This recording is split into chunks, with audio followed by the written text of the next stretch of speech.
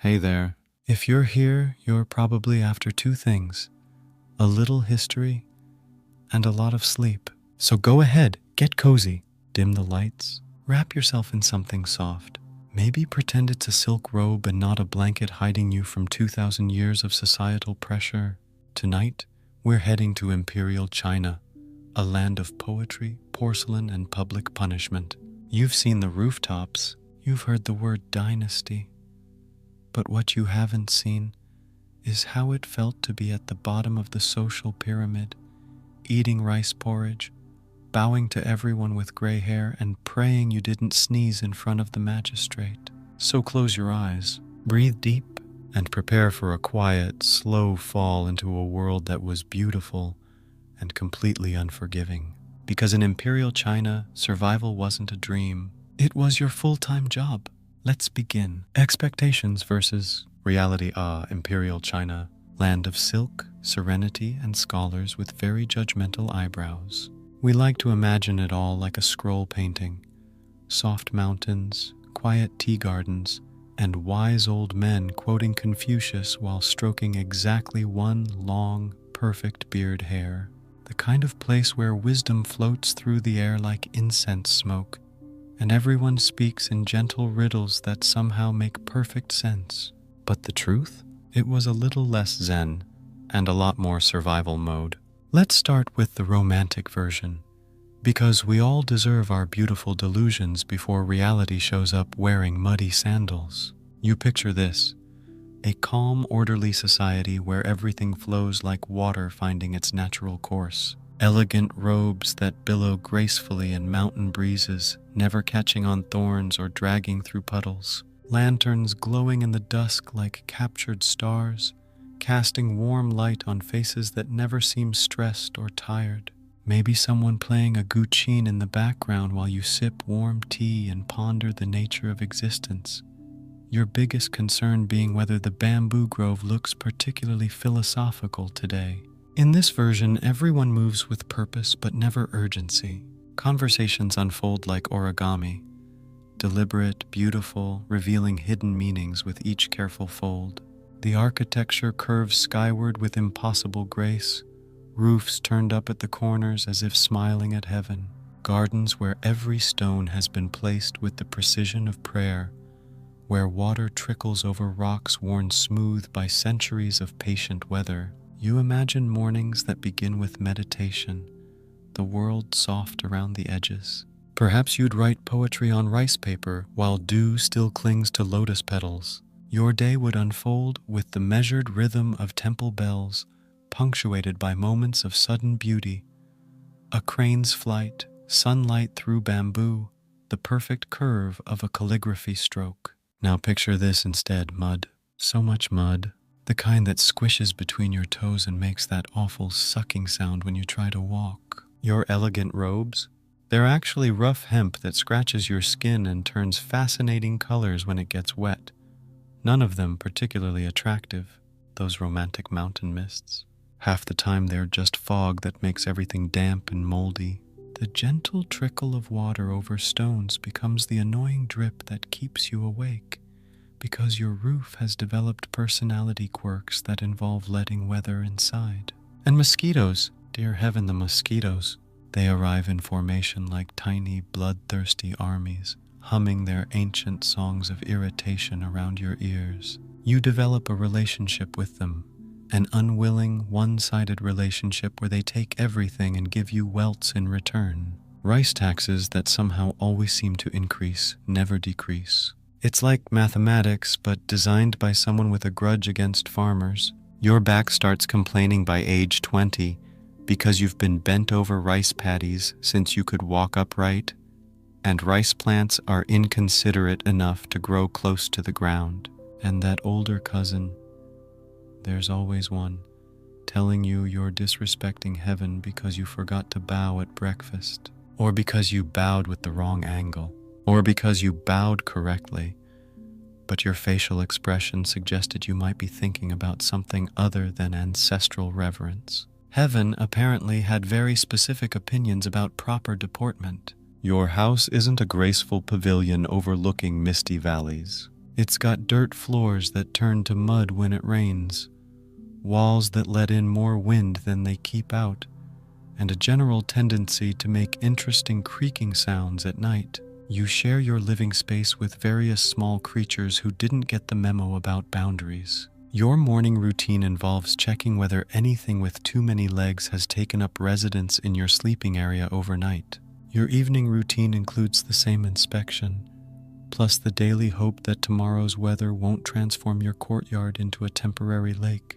Those wise philosophers stroking their perfect beard hairs? Most likely they're scratching at flea bites while trying to remember if they fed the chickens. And speaking of chickens, there's always that one rooster with a personal vendetta against sleep, yours specifically. Sure, the emperors had golden thrones and walls so high they scraped the sky. Their morning routine probably involved servants whose only job was making sure the imperial feet never touched anything unpleasant. But you? You were probably wearing that hemp shirt that smelled like yesterday's anxiety mixed with today's uncertainty. Your dragon was more likely to be the neighbor's temperamental rooster that had declared war on your peace of mind. The romantic version has you sipping tea from delicate porcelain cups while contemplating the deeper meanings of existence. The reality version has you drinking whatever's available from whatever's clean, while contemplating whether you remembered to secure the chicken coop and hoping that weird noise last night was just the wind. Imperial China was magnificent, absolutely, but it was magnificent from far away, like looking at a mountain range from a comfortable distance, all purple shadows and noble peaks. Get closer and you notice the rocks that want to twist your ankle, the thorns that grab at your clothes, and the surprising number of things that bite.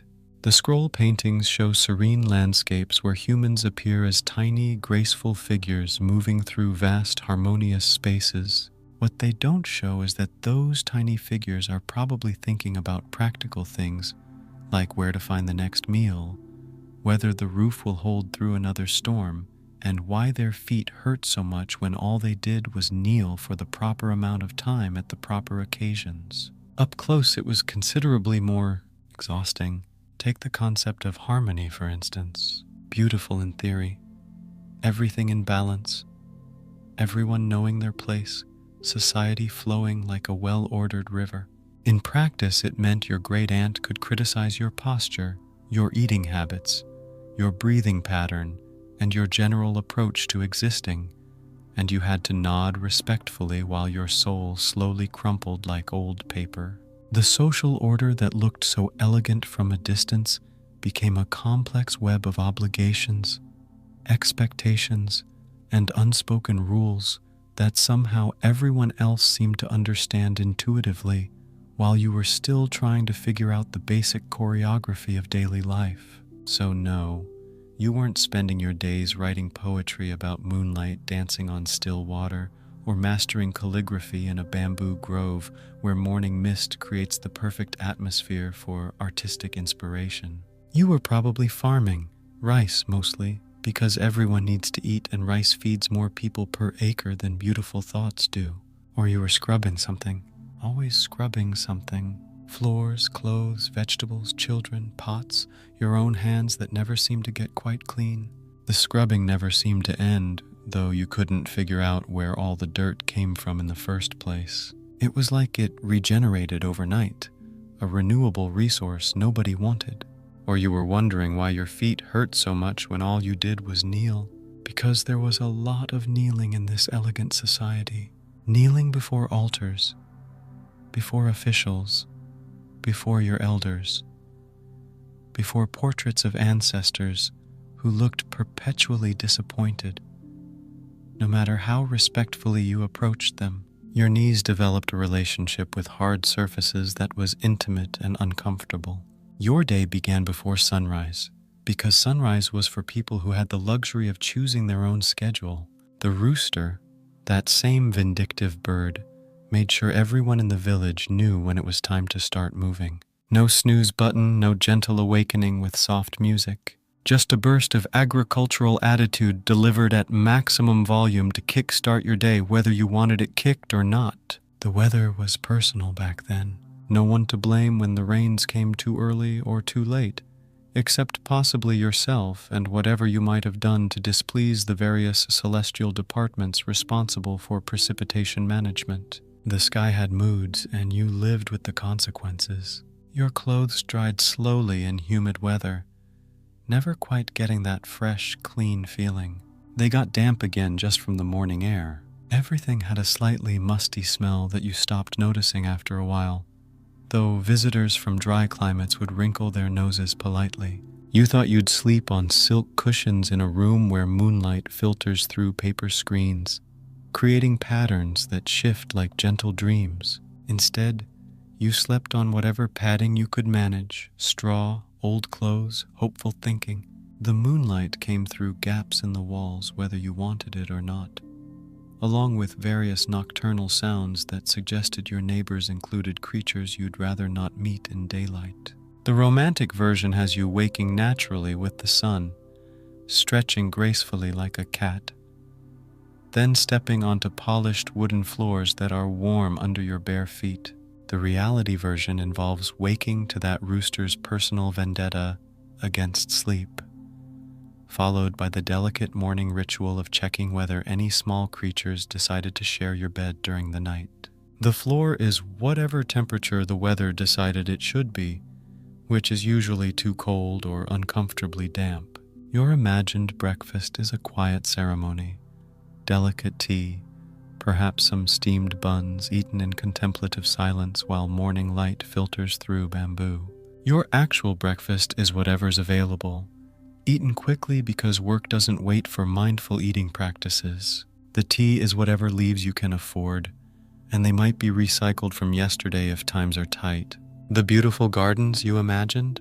Most likely you had a small patch of ground where you tried to grow vegetables while competing with insects, birds, weather, and your own inexperience. Sometimes things grew, sometimes they didn't. Sometimes they grew into something unrecognizable that you ate anyway because food was food.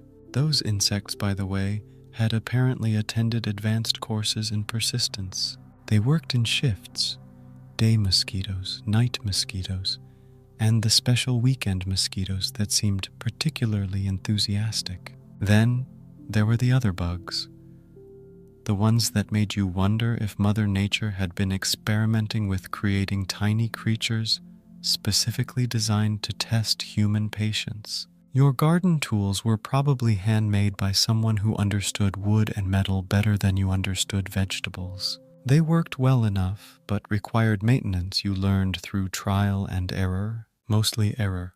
Your relationship with these tools became deeply personal. You knew exactly how to hold the hoe so it wouldn't give you blisters, which angle worked best with your particular back problems, and where the handle was most likely to splinter if you weren't careful. The social interactions you imagined were all subtle bows and meaningful glances, conversations that flowed like poetry. The reality involved a lot more practical communication: where to find the best rice at the market, whose turn it was to clean the community well, and endless discussions about weather patterns that affected everyone's livelihood. Your neighbors weren't wise sages dispensing ancient wisdom between sips of perfectly brewed tea. They were people dealing with the same daily challenges you faced, though some were better at it than others. There was always someone who seemed to have figured out the secret to getting vegetables to grow properly, or keeping chickens from escaping, or predicting when the rains would come. You developed relationships based on practical knowledge exchange: your skill with mending clothes for their expertise with stubborn animals. The clothing situation deserves its own meditation. You picture flowing robes that never wrinkle, never stain, never develop mysterious holes that appear overnight. You imagine fabric that feels like clouds and moves like water. The reality was hemp and cotton that served its purpose, but had opinions about comfort. Your clothes had to work hard. They were tools as much as covering, expected to survive mud, sweat, weather, and the general wear that comes from a life spent mostly outdoors doing physical work. Laundry became an art form born of necessity. You learned which stains came out with scrubbing, which required soaking, and which became permanent badges of particular days you'd rather forget. The process of getting clothes clean involved hauling water, finding soap or something soap-like, and hoping the weather would cooperate with drying time. Your social calendar wasn't filled with elegant tea ceremonies and philosophical discussions under cherry blossoms. It revolved around practical necessities: market days, planting seasons, harvest time, and various obligations to community and family that couldn't be postponed just because you were tired or your back hurt, or you'd developed an impressive collection of mosquito bites. The market was its own universe of negotiation, comparison shopping, and social dynamics. You learned to read the subtle signs that indicated whether prices were fair, which vendors could be trusted, and how to spot produce that looked better than it actually was. Conversations happened over goods and prices, but they were also how news traveled, how you learned about weather patterns in other villages, and how community bonds were maintained. Family obligations were extensive and specific. The romantic version has you honoring ancestors with graceful ceremonies full of meaning and beauty. The practical version involved remembering everyone's preferences, keeping track of who was supposed to do what when, and navigating family dynamics that were as complex as any imperial court intrigue, but with higher stakes because you had to live with these people daily. Your education wasn't scrolls of ancient wisdom studied in peaceful libraries. It was learning by watching, doing, making mistakes, and trying again. You learned practical skills from whoever was willing to teach them: how to read the sky for weather signs, how to tell when rice was ready for harvest, how to treat common ailments with whatever plants grew nearby. The changing seasons brought their own rhythm of challenges and small rewards. Spring meant hope and back-breaking work in equal measure. Summer brought long days and the constant battle against weeds that seemed to grow faster than anything useful. Autumn was harvest time, exhausting, urgent, but with the promise of food for the coming year. Winter offered rest from field work, but brought its own concerns about staying warm and making stored food last until spring. Your relationship with weather became intimate and personal.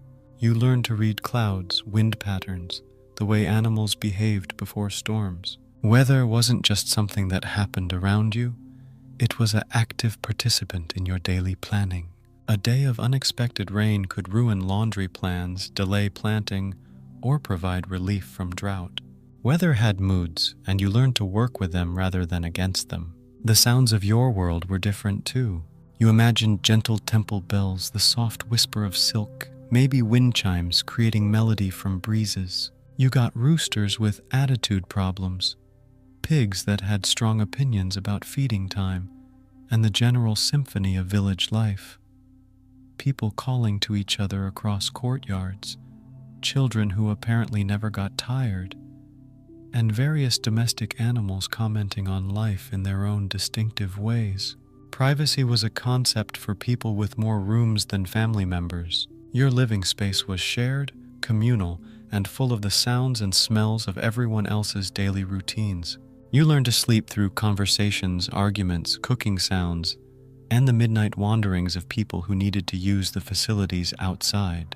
The romantic notion of solitude for contemplation became brief moments stolen between tasks. Maybe a few minutes of quiet while waiting for water to boil, or the early morning silence before the rooster started his shift. These moments became precious because they were rare, not because they were planned. Your relationship with time was different from the clock-watching world we know now. Time was measured by tasks completed, by the sun's position, by the rhythm of work that needed doing. There was no rushing to be somewhere at exactly the right minute. There was just the flow of what needed to happen when, adjusted constantly for weather, season, and the general unpredictability of life, lived close to the land. The night sky you imagined was a canvas of poetic inspiration, stars arranged like celestial calligraphy across velvet darkness. The real night sky was indeed beautiful, but it was also practical information: weather prediction, timekeeping, seasonal guidance for farming. You learn to read the stars not for spiritual meaning, but for practical knowledge about when to plant, when to harvest, when storms might be coming. Your tools and possessions had personalities because you used them daily, depended on them, and couldn't easily replace them. The cooking pot developed quirks. It heated unevenly unless you knew exactly how to position it. Your favorite tool for working in the garden had a handle worn smooth by your hands, and maybe your father's hands before that. Everything was used until it couldn't be used anymore, then repaired, then repurposed, then finally recycled into something else useful. The concept of throwing things away was foreign when everything had potential value. Worn-out clothes became rags, then stuffing, then compost. Broken pottery became drainage for plants or material for repairs. Food scraps fed animals or went back to the soil. Nothing was wasted because waste was a luxury you couldn't afford. Your entertainment wasn't scheduled performances or formal events. It happened naturally in the rhythm of community life. Stories told while working, songs sung to make tedious tasks pass more quickly, jokes shared while waiting for rain to stop. Celebrations grew organically around the completion of major tasks, good harvests, or the simple human need for occasional joy in the midst of constant work. But don't worry. We'll take this journey together, one step at a time. One bow, one blunder, and one bowl of congee at a time.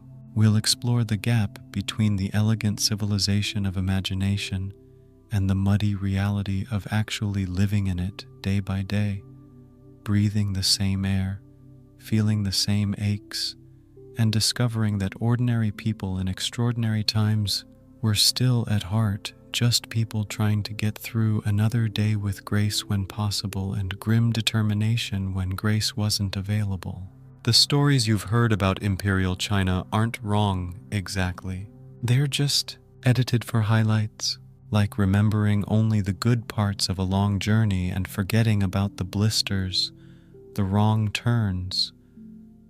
That time you got completely lost and had to ask directions from a farmer who looked at you like you'd fallen from the moon, and the way your feet hurt for days afterward. It's like looking at old photographs that show only the moments when everyone was smiling and properly dressed, not the hours of ordinary life between those carefully composed scenes. The waiting, the working, the small frustrations and tiny victories that made up the texture of daily existence. Let's see what your day might have looked like if you were one of the 99% who didn't have a palace, or privacy, or much of anything, really, except the knowledge that you were part of something vast and ancient and occasionally beautiful, even when it was mostly just exhausting. You were connected to something larger than yourself, but that connection came with a price measured in aching backs, muddy feet, and the constant awareness that tomorrow would bring more of the same work that filled today. Up next, your morning routine. Spoiler alert, it involves considerably more kneeling than you'd prefer, and the breakfast situation is more complicated than you might think. But hey, at least you'll know exactly how to show proper respect to your rice bowl. Because, yes, there was a right way and several wrong ways to do even that, and someone would definitely notice if you got it wrong. The sun is starting to rise over our imaginary village now, painting the sky in shades that would inspire poets if poets had time to watch sunrises instead of working in rice paddies. That rooster is warming up for his daily performance, and the day is about to begin with all its muddy, exhausting, occasionally beautiful reality. Time to see how an ordinary morning unfolded when ordinary was still pretty extraordinary, just not in the ways you might expect, or the ways the scroll paintings suggested it should be. A day in the life you wake up, not to an alarm clock, obviously. Those won't be invented for several centuries, and even then, they'll be someone else's problem. You wake to the sound of a rooster who takes his job a little too seriously. This particular bird has apparently attended advanced courses in volume control and decided that subtlety is for weaklings. He doesn't just crow. He announces the dawn like he's personally responsible for making the sunrise, and he's very proud of his work. And maybe someone outside chopping wood, each strike echoing in the pre-dawn air with the rhythm of someone who's been doing this since before you were born. Or there's the neighbor who's already coughing like it's an ancient tradition passed down through generations, a morning symphony of phlegm and resignation. The sounds layer together, the rooster's proud proclamation, the steady thunk of wood being split, distant murmurs of other people beginning their day, and the general rustle of a village slowly coming to life. It's not unpleasant exactly, but it's definitely not the gentle awakening you might have imagined. Your bed is hard, unforgivingly, relentlessly hard. It's not even really a bed in any sense that would make modern people nod in recognition. It's more of a wooden platform with something that might once have been straw, but has since been compressed into a substance that exists somewhere between padding and wishful thinking.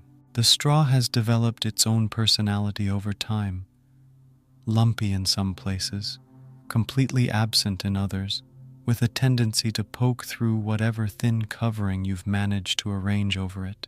You've developed a relationship with this sleeping surface. You know exactly which position minimizes the worst of the lumps, which way to turn to avoid the spot where a particularly aggressive piece of wood likes to introduce itself to your ribs, and how to arrange your limbs so that when you wake up, you can still feel most of them. You stretch, but not too much, because the room's cold with that particular kind of dampness that seeps into your bones and makes them ache in places you didn't know bones could ache. Your joints protest like old friends who've been asked to do one favor too many. The air has that morning bite that makes you want to pull whatever covers you have up over your head and pretend the day hasn't started yet. But your great aunt is already awake and she's judging you for not bowing yet. She's been awake for what feels like hours, though it's probably only minutes. She has that talent that older relatives develop, the ability to be fully alert and disapproving from the moment consciousness returns. Her presence fills the room like incense, but less pleasant and more guilt-inducing. So you bow, because there's no avoiding it, and the longer you wait, the more disapproving the atmosphere becomes. To your father, who's probably still half asleep, but expects the proper respect regardless. His bow in return is practiced, automatic, the kind of gesture that happens without conscious thought after decades of repetition. To your mother, who's already mentally organizing the day's tasks while participating in the morning ritual. She nods with the efficiency of someone who's juggling 17 different responsibilities and can't spare the mental energy for unnecessary ceremony, but knows it's necessary anyway. To the ancestor tablet in the corner, which seems to radiate a kind of patient expectation, the tablet represents generations of family members who've passed on, and they're apparently still interested in proper behavior from their descendants. You bow to people you've never met but who somehow still have opinions about your posture. To your older brother, even though he once dropped a duck on your foot and never apologized, he accepts your bow with the smugness of someone who's higher in the family hierarchy through no particular merit of his own, except being born first. The duck incident remains unaddressed, but that's family dynamics for you. This is filial piety in action. Not the philosophical concept you might read about in books, but the daily practice of it. The specific physical demonstration of respect that starts your day whether you feel respectful or not. It's not optional. There's no sleeping in and skipping the morning bows because you're tired or your back hurts or you just don't feel like performing respect today. The system doesn't pause for your personal comfort or convenience. It's not warm and fuzzy, despite what the poetry might suggest. It's a strict, spine-bending routine that tells the universe you know your place. And your place is somewhere near the floor, demonstrating proper humility through specific physical actions. The bowing has its own rhythm, its own small ceremony. Each bow is slightly different, calibrated to the relationship and the relative status of the person being honored. Too shallow and you're being disrespectful. Too deep, and you might be suggesting that the normal hierarchy isn't quite right. There's an art to it that you've learned through years of practice and occasional correction. You shuffle to breakfast, your feet finding their familiar path across the uneven floor. The morning light is just starting to filter through whatever gaps serve as windows, creating patterns that shift as clouds move across the sky outside. It's quiet, not the peaceful quiet of meditation or contentment, but the careful quiet of people who know that meals are not for talking. Conversation at breakfast isn't forbidden exactly, but it's not encouraged either. This is time for nourishment and preparation for the day, not for social interaction. You sit, cross-legged on a mat that's seen better decades. Your knees immediately begin their familiar protest at being asked to fold into this position, but you've learned to ignore the initial discomfort. You try not to slouch while steam rises from the one thing on the menu, congee. The congee sits in a wooden bowl that's been worn smooth by countless meals. It's a thin, watery rice porridge that's more water than rice really. The grains have been cooked until they've lost most of their individual identity and surrendered to become part of a unified, if not particularly exciting, whole. If you're lucky, there's a bit of salt. Real salt. Not just the memory of flavor. Salt that actually makes the congee taste like something other than warm rice-flavored water. If you're really lucky, and luck is a rare commodity in your daily life, there's a sliver of preserved vegetable floating in the bowl. It looks like it escaped from another dish, or possibly from last week, but it adds color and the suggestion of flavor that isn't just rice and water. The preserved vegetable has its own character. Salty, slightly sour, with a texture that's somewhere between crispy and chewy. It's been pickled or fermented or treated in some way that allows it to survive longer than fresh vegetables would, which makes it both practical and precious. Meat? That's a fantasy. Meat exists in the same category as silk robes and leisure time. Theoretically possible, but not part of your daily reality. Meat is for holidays, when the entire extended family might pool resources to buy something that once had legs and made sounds, or for when a very important guest visits, someone whose status demands that proper hospitality includes protein that didn't grow in the ground. Or meat exists in your imagination, where you can have it whenever you want, cooked however you prefer, without worrying about cost or availability or whether eating it would use up resources needed for something more essential. You sip tea not for the taste, though the tea has a pleasant earthiness when you pay attention to it. You drink it because the water's been boiled, and boiled water is less likely to kill you than water straight from the well. The tea leaves add flavor, but more importantly, they justify the boiling process that makes the water safer to drink. The tea is warm, which is comforting when the morning air still has that cold edge. It settles in your stomach and creates a small pocket of warmth that spreads outward. You've learned to appreciate these small physical comforts because they're reliable when other pleasures aren't. You eat quickly, but not too quickly. There's an art to finishing at the right pace. Fast enough to show you're not wasting time, slow enough to show you're not greedy or desperate. Silently, because conversation would disturb the morning routine that everyone's following. Respectfully, every gesture of eating is performed with awareness that food is precious, that the effort required to produce it was considerable, and that wasting any of it would be both practically foolish and morally wrong. While your grandmother reminds you that, in her day, even this porridge was a luxury. She speaks with the authority of someone who's lived through harder times and wants to make sure you understand that your current situation, however difficult, represents progress from what came before. Her stories about the past serve multiple purposes. Their historical record, moral instruction, and gentle reminder that complaining about your current circumstances shows a lack of perspective. She's lived through famines, wars, and social upheavals that make your daily hardships seem manageable by comparison. And you nod, knowing full well you'll probably tell the same stories in 50 years, if you're lucky enough to live that long. You'll become the older relative who remembers when things were harder, who reminds younger family members that their struggles are part of a longer story of gradual improvement and survival. After breakfast, it's time to get dressed, which is a polite way of saying, try not to wear anything that could get you publicly punished, privately ridiculed, or socially ostracized. Clothing is about status more than comfort, function more than fashion.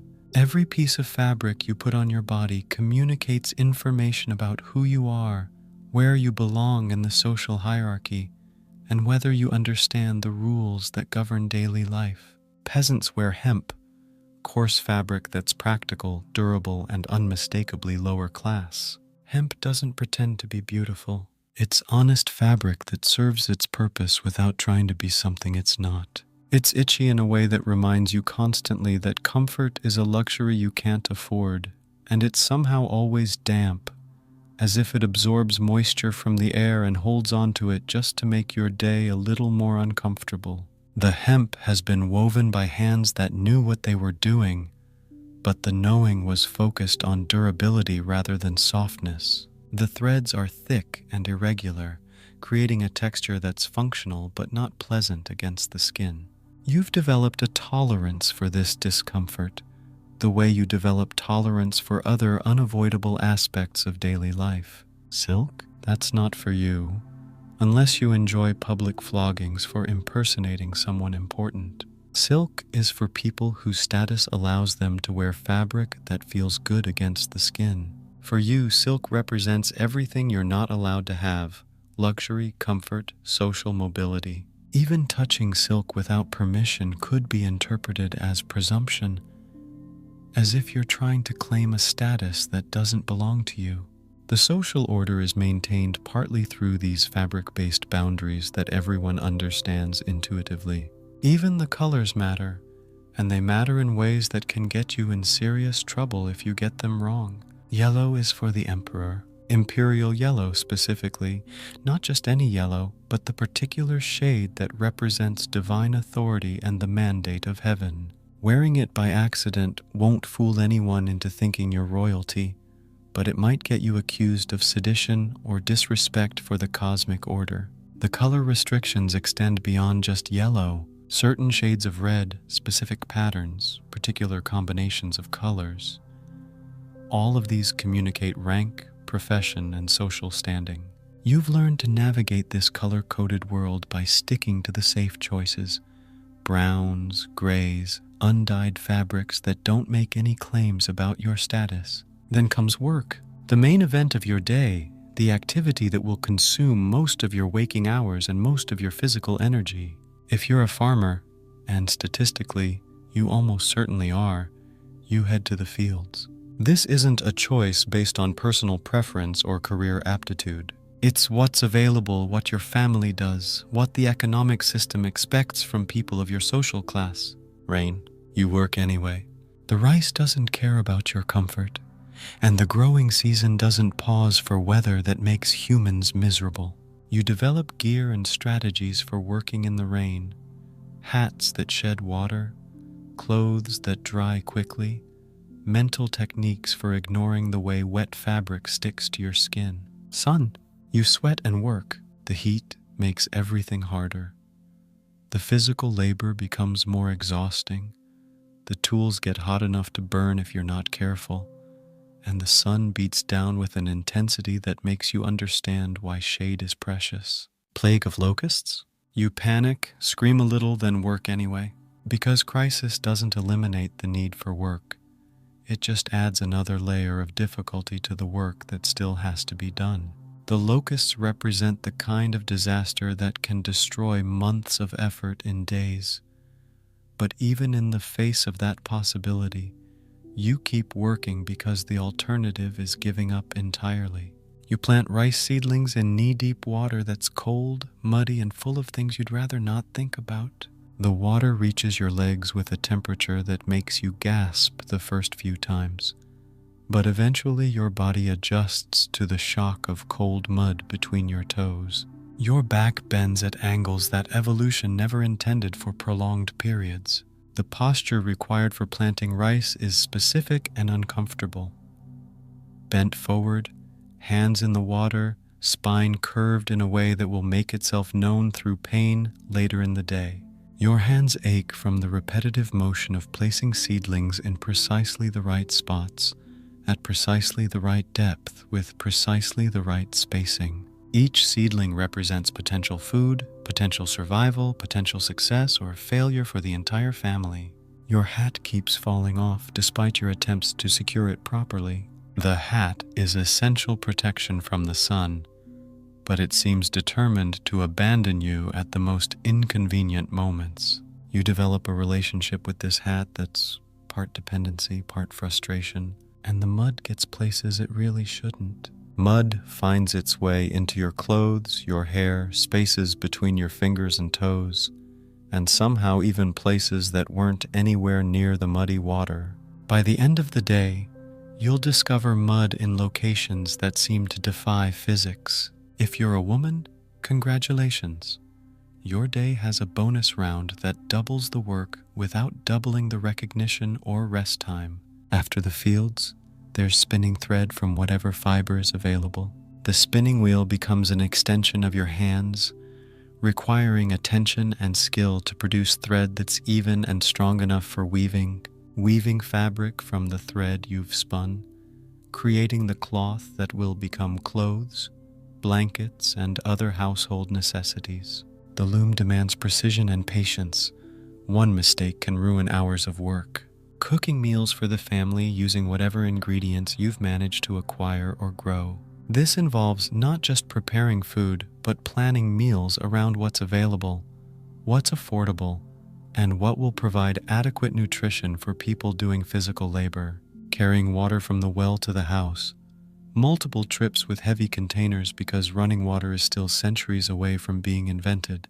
Your shoulders and back develop strength from this daily routine, but they also develop chronic aches. Caring for children who need attention, guidance, and supervision, even while you're trying to accomplish everything else on your list. Children don't pause their needs because you're busy with other essential tasks. And still being expected to smile at your husband like he didn't just track mud into the house again. Like his day of hard work somehow excuses him from basic consideration about the additional work his muddy footprints create for you. If you're a child, and childhood is a shorter period than modern people might expect, school isn't part of your daily routine unless you're one of the exceptionally lucky few sons being prepared for the Imperial examination system. Everyone else learns through direct experience and observation. You learn to carry things without dropping them, to hold your tongue when adults are talking,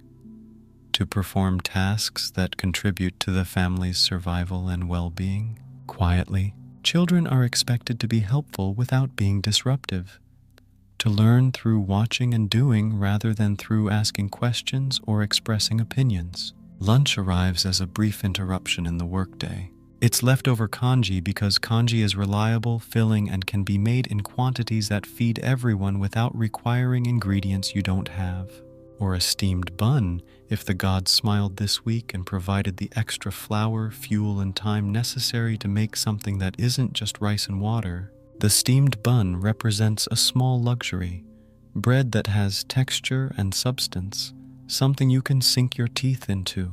You sit on a mat that's seen countless meals, your knees protesting once again at being folded into the required position. The mat provides a thin barrier between you and the ground, a small comfort that you've learned to appreciate. Your knees hurt, with the particular ache that comes from joints that spend too much time in positions they weren't designed for. But sitting cross-legged is proper, and proper behavior matters even when it's physically uncomfortable.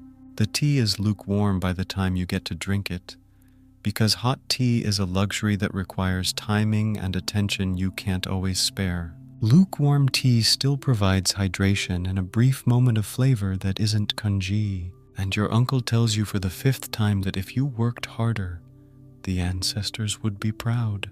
He delivers this advice with the authority of someone who's presumably in communication with the ancestors and knows what would make them happy.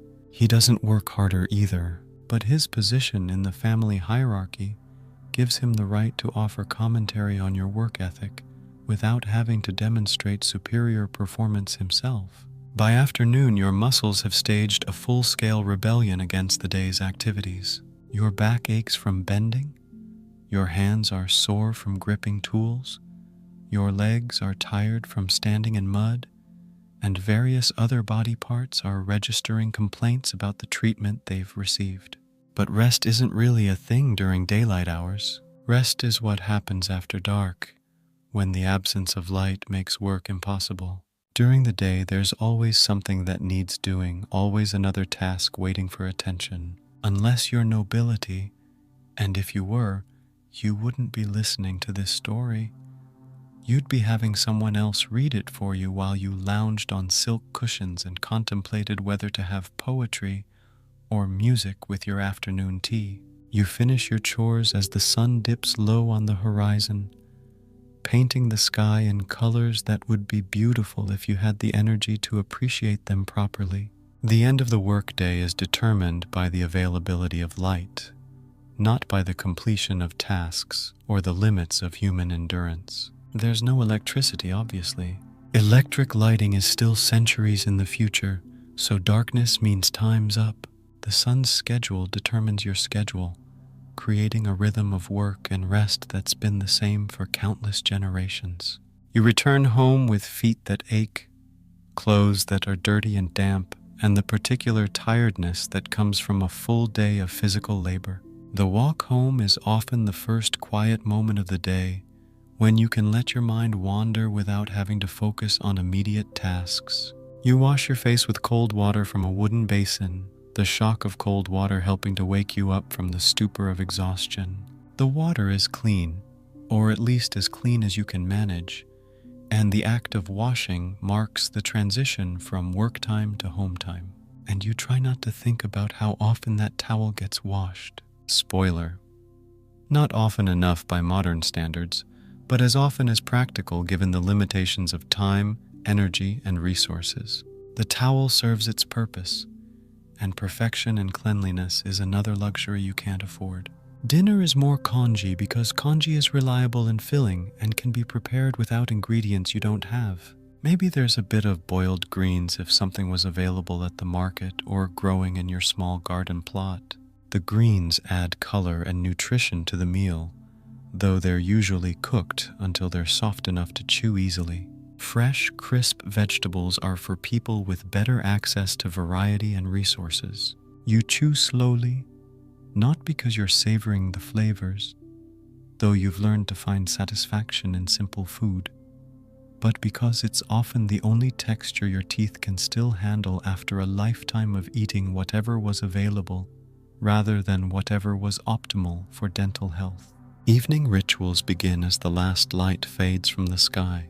More bowing, because the day ends the same way it began, with acknowledgement of hierarchy, respect for tradition, and physical demonstration of your place in the family and social structure. More tea, because tea is comfort and warmth, and one of the few reliable pleasures in a day full of necessary but unpleasant tasks. Maybe a story if someone's in the mood. Usually about a scholar who passed the Imperial examination and became a minister, rising from humble origins to positions of power and influence through intelligence, perseverance, and exceptional good fortune. Everyone nods and pretends that's still possible, that education and determination can overcome the practical realities of social class, economic limitations, and the simple mathematics of how many positions are available compared to how many people need them.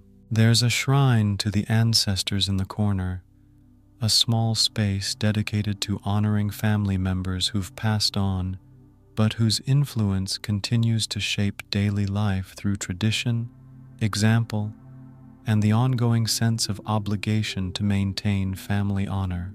You light incense, the smoke rising in thin streams that carry prayers and respect to ancestors who may or may not be listening, but who are certainly still present in the family's daily routines and decisions. You say nothing out loud because the ancestors don't require verbal communication.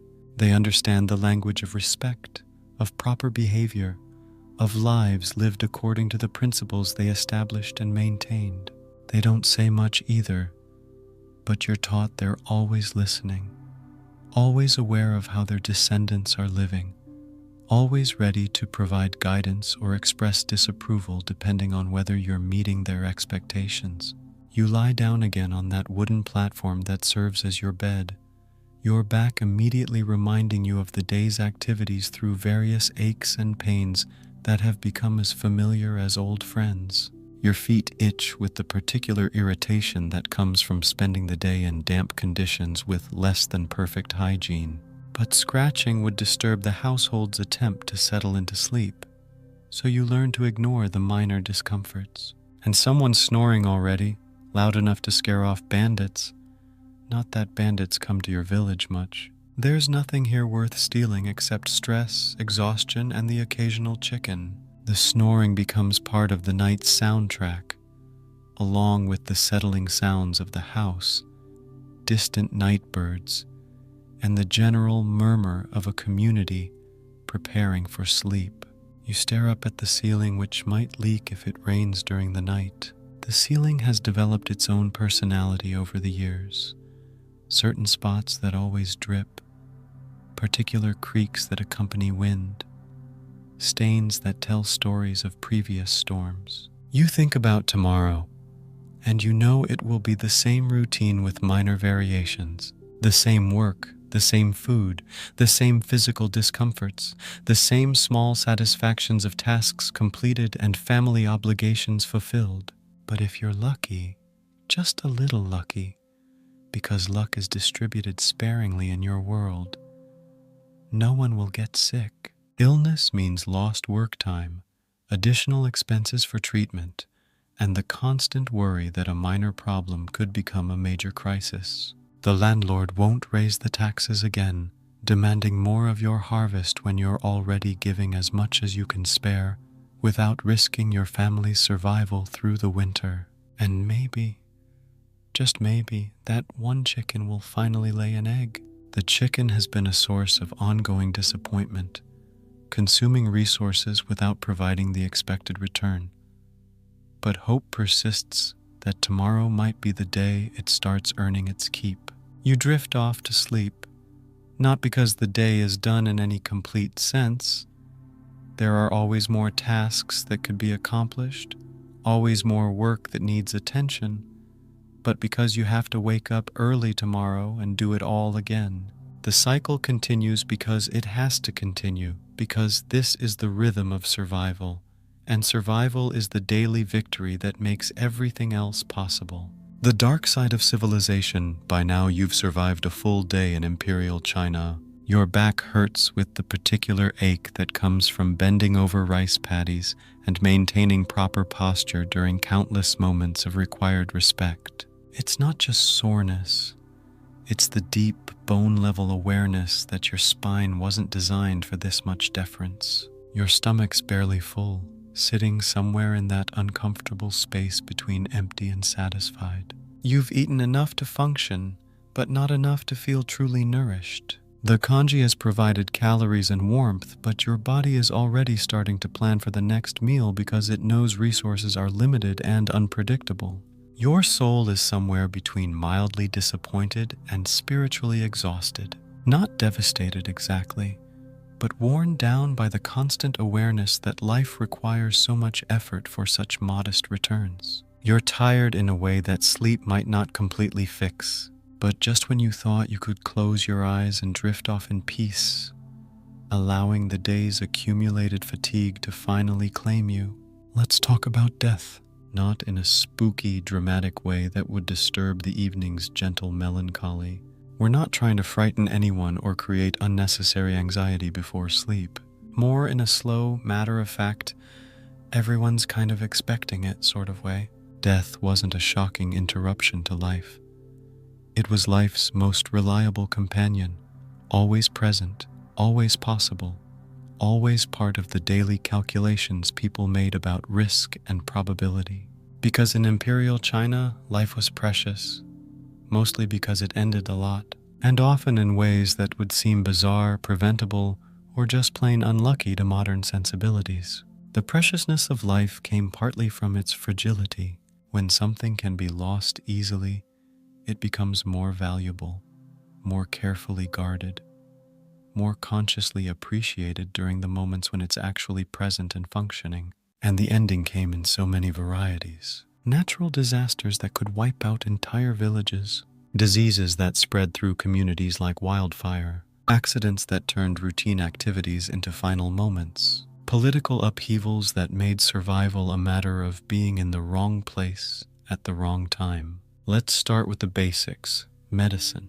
Now there was medicine, real medicine, practiced by people who'd studied for years and who genuinely wanted to help. Traditional Chinese medicine had developed sophisticated theories about the body, health, and healing that were often remarkably effective. But whether any particular treatment helped or made things worse was, let's say, up for celestial debate. The theory was sound, but the practice involved a lot of guesswork, limited tools, and treatments that sometimes worked for reasons no one fully understood. Got a fever? The diagnosis was clear: heat imbalance. Your body's internal temperature regulation had gone haywire, and the solution was to cool things down. Here, drink this tea made from dried lizards and bark. The lizards were supposed to provide cooling energy, and the bark had properties that might actually reduce fever, though no one could explain exactly how. The tea tasted like what you'd expect tea made from dried lizards and bark to taste like, which is to say terrible, but you drank it anyway, because the alternative was letting the fever run its course without any intervention at all. Coughing blood? That's just your chi having a tantrum. Your life energy was flowing in the wrong directions, creating internal conflicts that manifested as physical symptoms. Let's try acupuncture. Thin needles inserted at specific points to redirect the energy flow back to its proper channels. Or maybe some ground-up antelope horn, which was expensive, rare, and supposedly very effective at resolving internal heat problems. The horn was ground into powder and mixed with other ingredients to create a medicine that might or might not address the underlying issue causing the blood. Got a demon in your stomach? This was a legitimate medical diagnosis. Stomach demons were spiritual entities that had taken up residence in your digestive system, causing pain, nausea, and general abdominal distress. Clearly, time for a prayer to encourage the demon to relocate, and possibly toad extract to make your stomach an unpleasant environment for unwanted spiritual visitors. The toad extract was exactly what it sounds like: medicine made from processed toads. Toads were considered to have special properties that could drive out demons and restore digestive harmony. Whether this worked or not was often beside the point. At least you were doing something active to address the problem. Hospitals, as we know them, didn't exist. There were no buildings dedicated specifically to treating sick people, no organized medical staff, no standardized procedures for dealing with common ailments. You were either treated at home by someone's cousin who read a scroll once and considered themselves qualified to dispense medical advice. Family medicine was often a matter of collective memory, treatments that had worked for previous generations, remedies that someone had heard about from a traveling merchant, techniques learned through trial and error. Or you might be treated by a wandering doctor who arrived late, charged early, and left behind a trail of uncertainty. These traveling medical practitioners moved from village to village, offering their services to anyone who could afford to pay. Some were highly skilled and genuinely helpful. Others were essentially con artists with a collection of impressive-sounding treatments. The wandering doctors carried their medical supplies in portable kits: herbs, needles, small instruments, and various mysterious powders and extracts. They diagnosed quickly, treated confidently, and moved on before anyone could fully evaluate whether their interventions had been effective. Infections were common because sanitation was limited. Wounds were treated with whatever was available, and the concept of sterile medical procedures was still centuries in the future. Cures for infections were optional. Sometimes herbal treatments worked. Sometimes the body's natural healing processes were sufficient. Sometimes people died from infections that modern medicine could treat easily with antibiotics. The randomness of who survived infections and who didn't created a sense that recovery was partly a matter of luck, partly a matter of spiritual favor, and only partly related to the actual medical treatment received. Tooth pain? You waited until the tooth gave up and left on its own. Dental care was primitive at best. There were no dentists, no anesthesia, no sophisticated tools for dealing with tooth problems. The tooth would hurt for days, weeks, or months. You'd try various home remedies: clove oil, salt water, prayers to the appropriate deities. Eventually, the tooth would either stop hurting or fall out entirely, silently, in shame. Because losing teeth was a sign of aging, poor health, or inadequate attention to spiritual balance. People learned to eat around missing teeth, to speak carefully to avoid displaying gaps, to smile less broadly than they might have preferred. And if you made it past childhood, congratulations. That was basically a national miracle, worthy of celebration and ongoing gratitude. Infant mortality was high enough that parents developed emotional defense mechanisms to protect themselves from the constant possibility of loss. You loved your children deeply, but you also maintained a certain psychological distance because attachment to someone so likely to die was emotionally unsustainable. Which explains why every child was watched like they were made of porcelain, precious, fragile, requiring constant careful attention to prevent damage, but disciplined like they were a military recruit. Because if they were going to survive, they needed to learn quickly how to follow rules, show respect, and avoid behaviors that might put them in danger. The combination of intense protective care and strict discipline created a child-rearing approach that was both nurturing and demanding. Children were treasured and controlled in equal measure. Now let's talk punishment, because the legal system in Imperial China was comprehensive, detailed, and enthusiastically implemented. Imperial China didn't believe in second chances. The legal philosophy was based on the idea that order must be maintained through consistent, predictable consequences for wrongdoing. Mercy was an exception, not a standard practice. It believed in laws, lots of them. So many laws, in fact, that there were multiple books filled with detailed instructions on exactly how to punish you based on the crime, your social rank, your age, your gender, and your general vibe during the proceedings. The legal code was remarkably specific. It didn't just say punishment for theft. It outlined different punishments for stealing different types of items, from different types of people, under different circumstances, with different levels of premeditation. Forget community service. The concept of rehabilitative justice, of helping criminals learn better ways to contribute to society, was not part of the legal framework. Forget warnings. First offenses were still offenses, and offenses required punishment. The idea that someone might learn from a mistake without experiencing consequences was considered dangerously naive.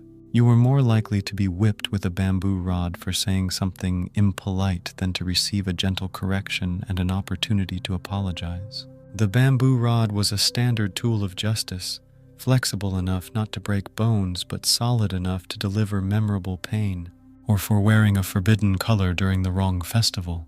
Yes, colors were regulated by law. Certain colors were reserved for certain social classes during certain occasions.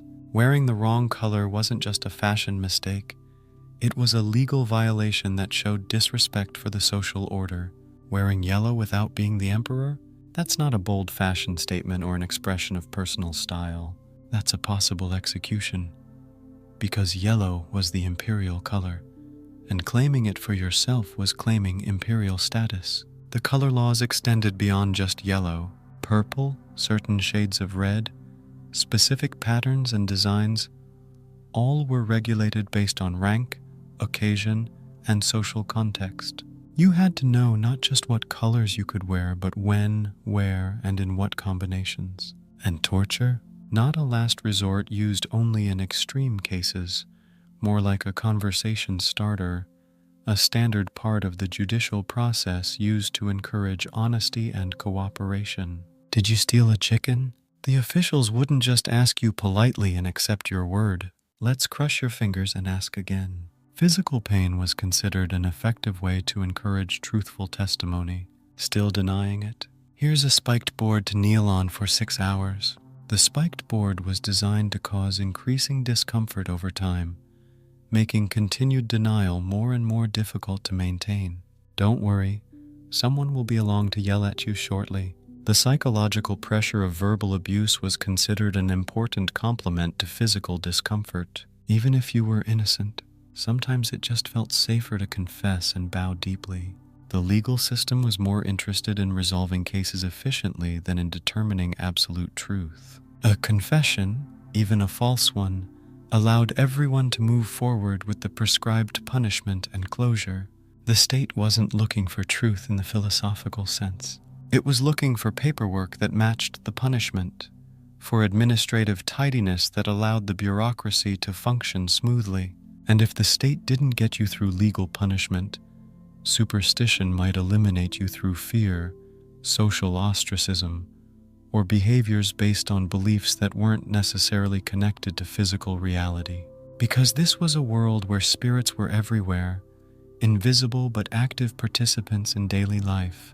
In your home, occupying corners and shadows, observing your behavior and judging your character, house spirits could be benevolent protectors or malicious troublemakers, depending on how well you maintained proper respect and offerings. In your rice, because food was connected to the spiritual world through the effort required to produce it and the life energy it provided. Disrespecting food was disrespecting the spirits responsible for the harvest. In that weird draft that made the candle flicker, because unexplained physical phenomena were often interpreted as spiritual communication. A flickering candle might be a message, a warning, or just the presence of a spirit passing through.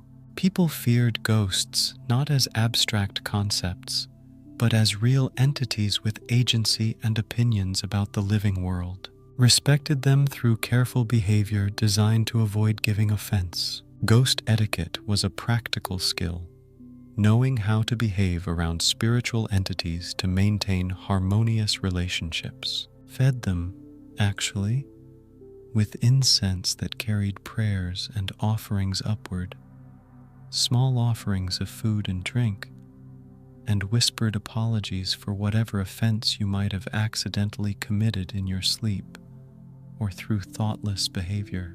The feeding of spirits was a regular household expense and responsibility.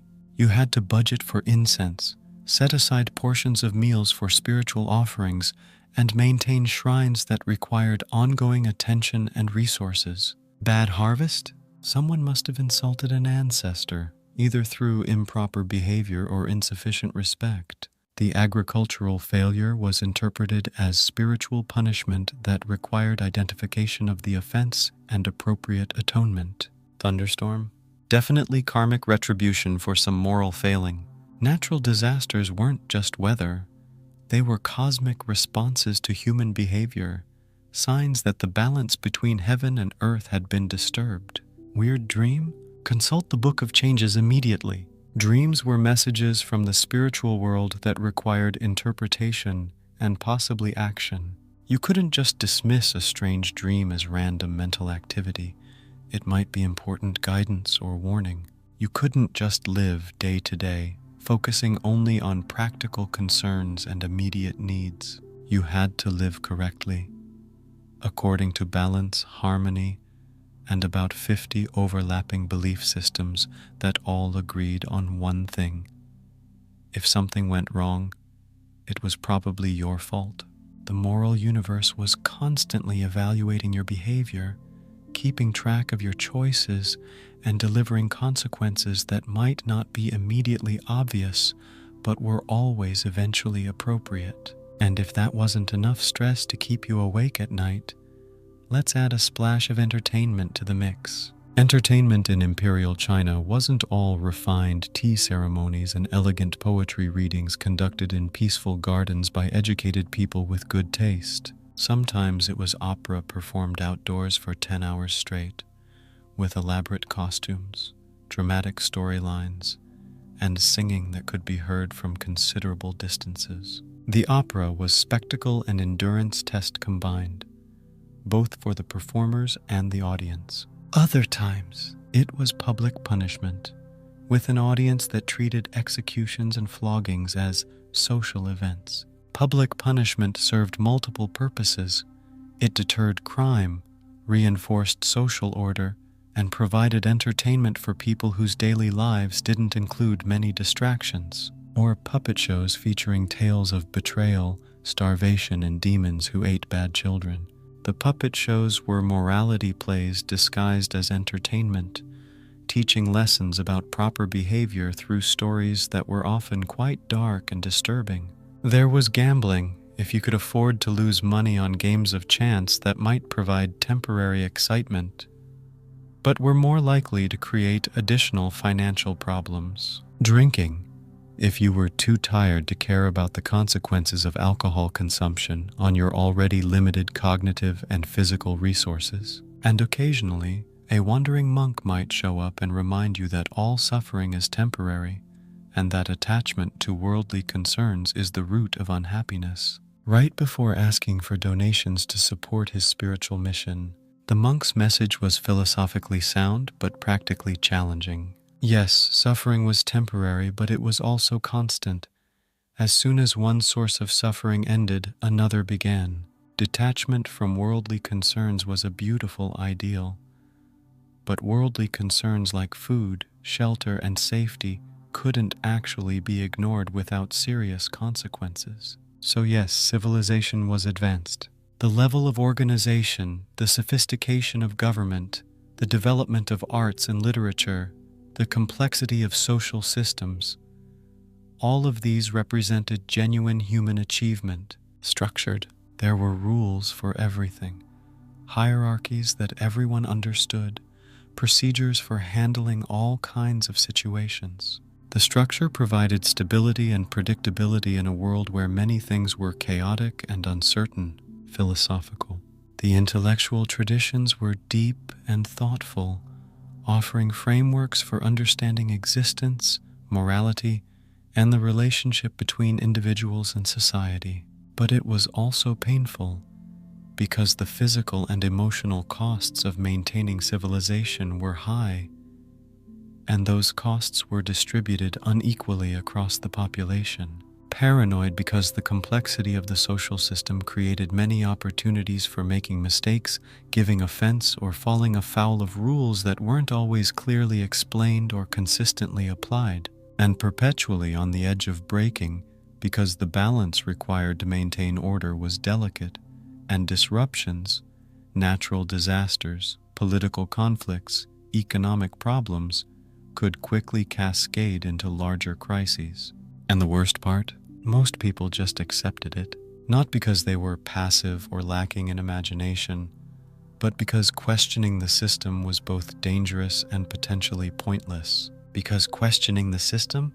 That's how you end up on a list of people who require closer official attention and possible correction. Or in a ditch, literally or figuratively removed from society for being too much trouble to tolerate. Or reborn as a flea, according to one school of thought that taught that spiritual advancement required acceptance of current circumstances as the appropriate consequences of past actions. So as you lie there tonight, warm enough, fed enough, hopefully lice-free, just take a moment to be grateful that your worst fear tonight is probably your phone battery dying, or running out of your favorite snacks, or having to wake up early for a meeting. Not smallpox, which killed indiscriminately and left survivors marked for life, or foot binding, which was considered beautiful and necessary for women of certain social classes, but which involved breaking bones and permanently crippling the feet. Or an imperial official accusing your cousin of tax evasion and sentencing your whole family to exile in a goat-infested province where you'd have to start over with nothing, knowing no one, and facing an uncertain future. The randomness of imperial justice meant that punishment could fall on entire families for the actions of individual members, and that innocent people could be swept up in political conflicts they had nothing to do with. But let's talk more about the daily reality of living with all this uncertainty, because the fear wasn't just theoretical, it was woven into the fabric of everyday existence. You developed strategies for survival that went far beyond just working hard and keeping your head down. You learned to read the mood of officials, to recognize when political winds were shifting, to understand which topics were safe for conversation and which ones could get you in trouble. The art of conversation became a delicate dance around dangerous subjects. You couldn't just speak freely about whatever came to mind. Every comment about government policy, every observation about social conditions, every joke that might be interpreted as criticism, all had to be carefully considered before being voiced. Even complaining about the weather could be risky if it was interpreted as criticism of heaven's management of earthly affairs. A casual comment about how the rains were late could be twisted into a suggestion that the emperor had lost the mandate of heaven, which was treasonous thinking. Your neighbors were simultaneously your support network and your potential accusers. The same people you depended on for help during difficult times were also the people most likely to report suspicious behavior to authorities. Community solidarity existed alongside community surveillance. Children learned early to be careful about what they said outside the home. Family conversations that seemed innocent could become dangerous if repeated by a child who didn't understand the political implications. Parents had to teach their children discretion along with basic manners and work skills. The economic uncertainty was just as pervasive as the political fear. Taxes could be raised without warning, usually at the worst possible times. After poor harvests, during natural disasters, when families were already struggling to survive. The tax collectors themselves were often corrupt, demanding bribes on top of the official taxes, or threatening to report families for imaginary violations unless additional payments were made. You paid what you had to pay to avoid worse consequences, even when the demands seemed arbitrary or excessive. Market prices fluctuated wildly based on factors beyond anyone's control. Weather, political upheavals, bandit activity that disrupted trade routes. A family could plan carefully for months, save money for specific purchases, only to discover that prices had doubled while they were accumulating the necessary funds. Credit and loans existed, but they came with terms that often made financial problems worse rather than better. Interest rates were high, payment schedules were inflexible, and defaulting on loans could result in loss of property, social status, or personal freedom. The social hierarchy was rigid, but it was also unstable in ways that created constant anxiety. Your position in society could change suddenly due to circumstances beyond your control, a family member's legal troubles, changes in government policy, economic disruptions that affected your occupation or region. Marriage was both a source of security and a source of new vulnerabilities. A good marriage alliance could improve your family's position and provide additional resources during difficult times. A bad marriage could create new obligations, new enemies, and new ways for things to go wrong. Women faced additional layers of uncertainty and restriction. Their legal status was dependent on their relationships with men, fathers, husbands, sons. They had fewer options for independent survival if those relationships failed or ended.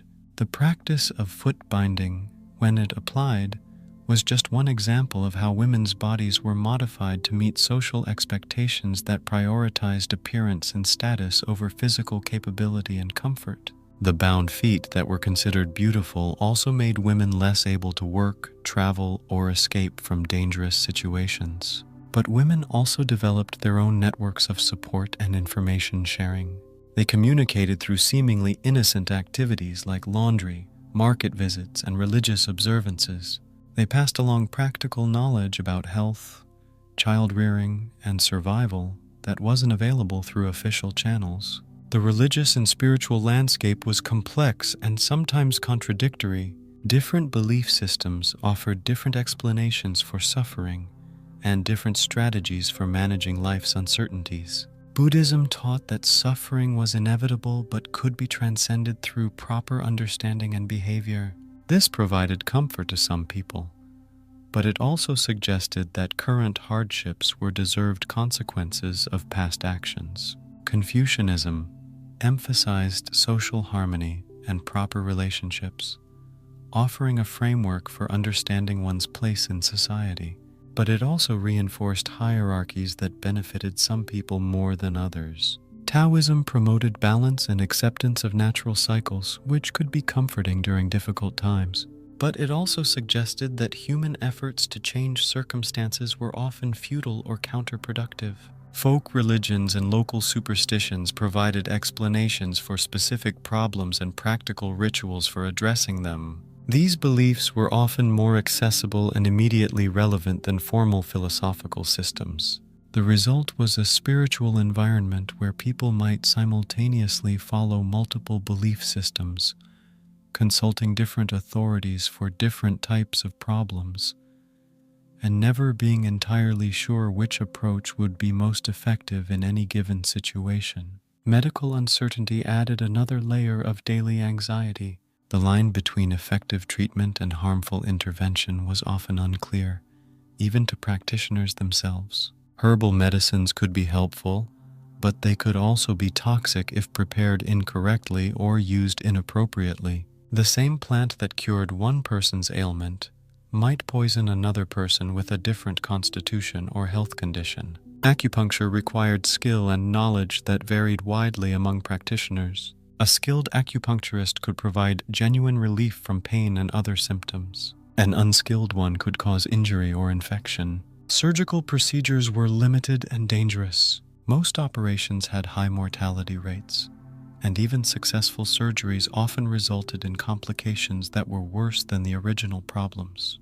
The concepts of infection control and sterile technique didn't exist, so medical interventions often introduced new problems even when they addressed the immediate concerns that brought patients for treatment. Mental illness was poorly understood and often attributed to spiritual causes. People experiencing depression, anxiety, or other psychological problems might be treated as if they were possessed by demons or being punished for moral failures. The stigma associated with mental illness meant that families often tried to hide or manage these problems privately, without access to effective help or community support. Pregnancy and childbirth were major medical events with high risks for both mothers and babies. Maternal mortality was common enough that pregnancy was regarded as a potentially fatal condition rather than a normal life event.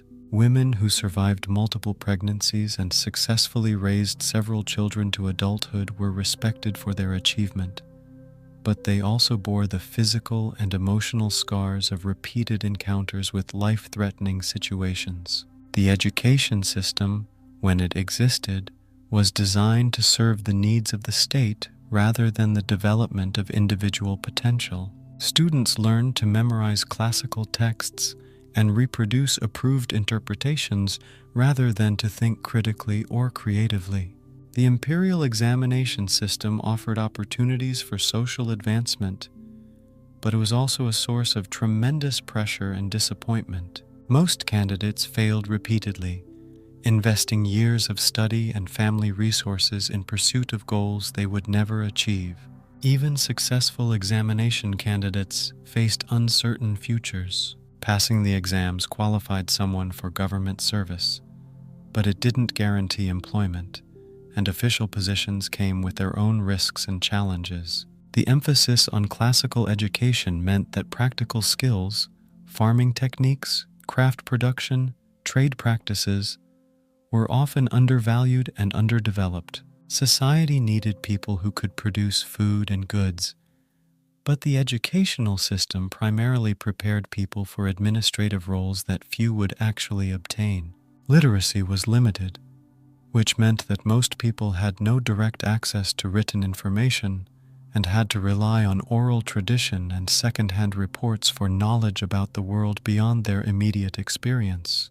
The legal system's complexity meant that most people didn't understand their rights or the rules that govern their lives. They had to navigate legal requirements without clear guidance about what was expected or forbidden. Legal proceedings were conducted in formal language that ordinary people couldn't understand, and legal representation was expensive and not always trustworthy. People facing legal problems often had no effective way to defend themselves or understand what was happening to them.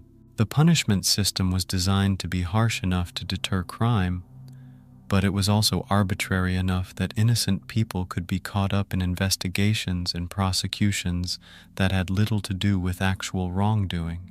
Corruption was endemic at all levels of government, from local officials who demanded bribes for routine services to high-ranking administrators who used their positions for personal enrichment. This corruption made the system even more unpredictable and unfair. Natural disasters, floods, droughts, earthquakes, famines occurred regularly and could devastate entire regions. The government's response to these emergencies was often inadequate, leaving communities to cope with catastrophic losses using only their own limited resources. The interconnectedness of agricultural communities meant that problems in one area could quickly spread to neighboring regions. A crop failure in one district could lead to migration pressures, increased competition for resources, and social instability that affected much larger areas. Banditry and social unrest were constant threats, especially during times of economic hardship or political weakness.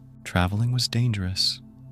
Trade routes were unreliable, and communities had to be prepared to defend themselves against armed groups who lived by raiding and robbery. Military conscription could take men away from their families and communities for extended periods, leaving women, children, and elderly people to manage farms and households without adequate labor or protection. Wars, rebellions, and political conflicts created refugees and displaced populations who competed with established communities for resources and opportunities. The arrival of desperate strangers could strain local resources and create new sources of social tension. All of these uncertainties and dangers were simply part of the background of daily life. People didn't have the luxury of assuming that tomorrow would be similar to today, or that careful planning would be sufficient to ensure security and success. Instead, they developed a kind of practical resilience, the ability to adapt quickly to changing circumstances, to find ways to survive and even thrive despite ongoing uncertainty, and to maintain hope and human connection in the face of systematic hardship. This resilience wasn't dramatic or heroic in the way we might imagine. It was quiet, persistent, and often invisible. The daily choice to continue working, caring for family members, participating in community life, and finding small moments of joy and meaning despite everything that was difficult and frightening. Up next, let's take a slow walk through time, moving at the pace of someone who's tired and ready for sleep but still curious about how we got from there to here, into some of the real historical events that shaped this system, the wars, the disasters, the political changes that made life just a little more complicated than it might have been otherwise. We'll explore how ordinary people lived through extraordinary times, and how extraordinary times became ordinary through the simple passage of years and the human capacity to adapt to almost anything. But for now, as you settle into sleep, remember that the daily dramas of your own life, the deadlines, the relationship problems, the financial worries, the health concerns, are real and valid, but they're also manageable in ways that previous generations could barely imagine. You have access to information, medical care, legal protections, and social support systems that represent centuries of human progress toward making life more predictable, more fair, and more humane. Sleep well, knowing that tomorrow's problems, whatever they might be, can be addressed with tools and resources that your ancestors could only dream of having. Historical moments, soft steps through heavy history. History doesn't always shout with the drama of battles and proclamations echoing across centuries. Sometimes it whispers through quiet decisions made in palace chambers, through conversations held in gardens where the only witnesses are flowering trees, through moments when someone picks up a brush to write an order that will change everything. Quiet stories that unfold slowly like tea leaves steeping in hot water. Big consequences that ripple outward through generations, touching lives that will never know where the original disturbance began. So now that you're relaxed, your stomach pleasantly settled with congee and your mind gently resigned to the social fears that defined daily existence, let's dim the lights a little more and drift gently through a few real moments from Imperial China. Moments that moved mountains without anyone having to actually relocate geological features. Ended dynasties with the finality of seasons changing, or just reminded everyone that being alive was extremely complicated in ways that required constant attention and occasional acts of extraordinary courage or foolishness. These aren't the dramatic moments you might find in adventure stories. No last-minute rescues or heroic speeches that change everything. These are the quieter turning points, the decisions that seemed reasonable at the time but created consequences no one fully anticipated. 1. The burning of the books, 213 BCE. Let's start with something light and cheerful, like fire, the kind of fire that consumes ideas along with paper. In 213 BCE, Emperor Qin Shi Huang, the same remarkably ambitious individual who unified China through a combination of military conquest and administrative brilliance, built a substantial portion of what we now call the Great Wall, and commissioned the famous terracotta army that still impresses tourists today. Made a decision that seemed perfectly logical from his perspective. He decided that books were too powerful. Not physically powerful, obviously. Books are generally quite manageable objects that don't require special handling equipment, but intellectually, politically, socially powerful in ways that made him uncomfortable. Books contained ideas. Ideas led to discussions. Discussions led to disagreements. Disagreements led to arguments. Arguments led to factions. Factions led to instability. And instability was the opposite of what he was trying to achieve. So he banned most of them. Not all books. That would have been impractical and economically disruptive. But books that might encourage people to think independently about government, philosophy, history, or alternative ways of organizing society. The process was systematic and thorough. Confucian texts, with their emphasis on moral government and the importance of virtuous leadership, went up in flames. The Confucian approach to governance suggested that rulers should be guided by ethical principles, and that subjects had legitimate grounds for criticism if those principles were ignored. This was not the kind of thinking the emperor wanted to encourage. Philosophy he didn't personally approve of? Gone. Burned in public ceremonies that were designed to demonstrate the government's commitment to intellectual uniformity. The smoke rising from these book-burning events was visible from considerable distances, serving as a reminder to anyone who might be harboring unauthorized reading materials. Historical records that told stories of previous dynasties, especially stories that might suggest that political change was normal and sometimes beneficial, eliminated. History was rewritten to emphasize continuity, stability, and the importance of accepting current arrangements rather than imagining alternatives. Anyone caught with a library card, or the ancient equivalent of unauthorized book ownership, was watched very closely by officials who took their surveillance responsibilities seriously. Possession of banned books became evidence of potential sedition, of thinking that might lead to action that could threaten social order. The goal was unity. One empire, one emperor, one way of thinking about how society should function. No competing ideas, no alternative visions, no intellectual diversity that might create confusion or disagreement. The result was silence. Not the peaceful silence of contentment, but the nervous silence of people who weren't sure what they were allowed to think, let alone say. Conversations became more careful, more circumscribed. People learned to discuss safe topics and avoid subjects that might be interpreted as criticism or independent thinking. The official reason given for this policy was to stop confusion and preserve order. From the emperor's perspective, this made perfect sense. Confusion led to conflict, and conflict threatened the stability he had worked so hard to establish. Order was good for everyone. It meant predictable rules, consistent enforcement, and social harmony. But really, beneath the official explanations and policy justifications, it was about control. Control over information, control over education, control over the ideas that shaped how people understood their world and their place in it. The emperor understood that power wasn't just about commanding armies or collecting taxes. It was about shaping minds, about determining what people knew and how they interpreted what they knew. Books were tools of intellectual independence, and intellectual independence was potentially dangerous to centralized authority.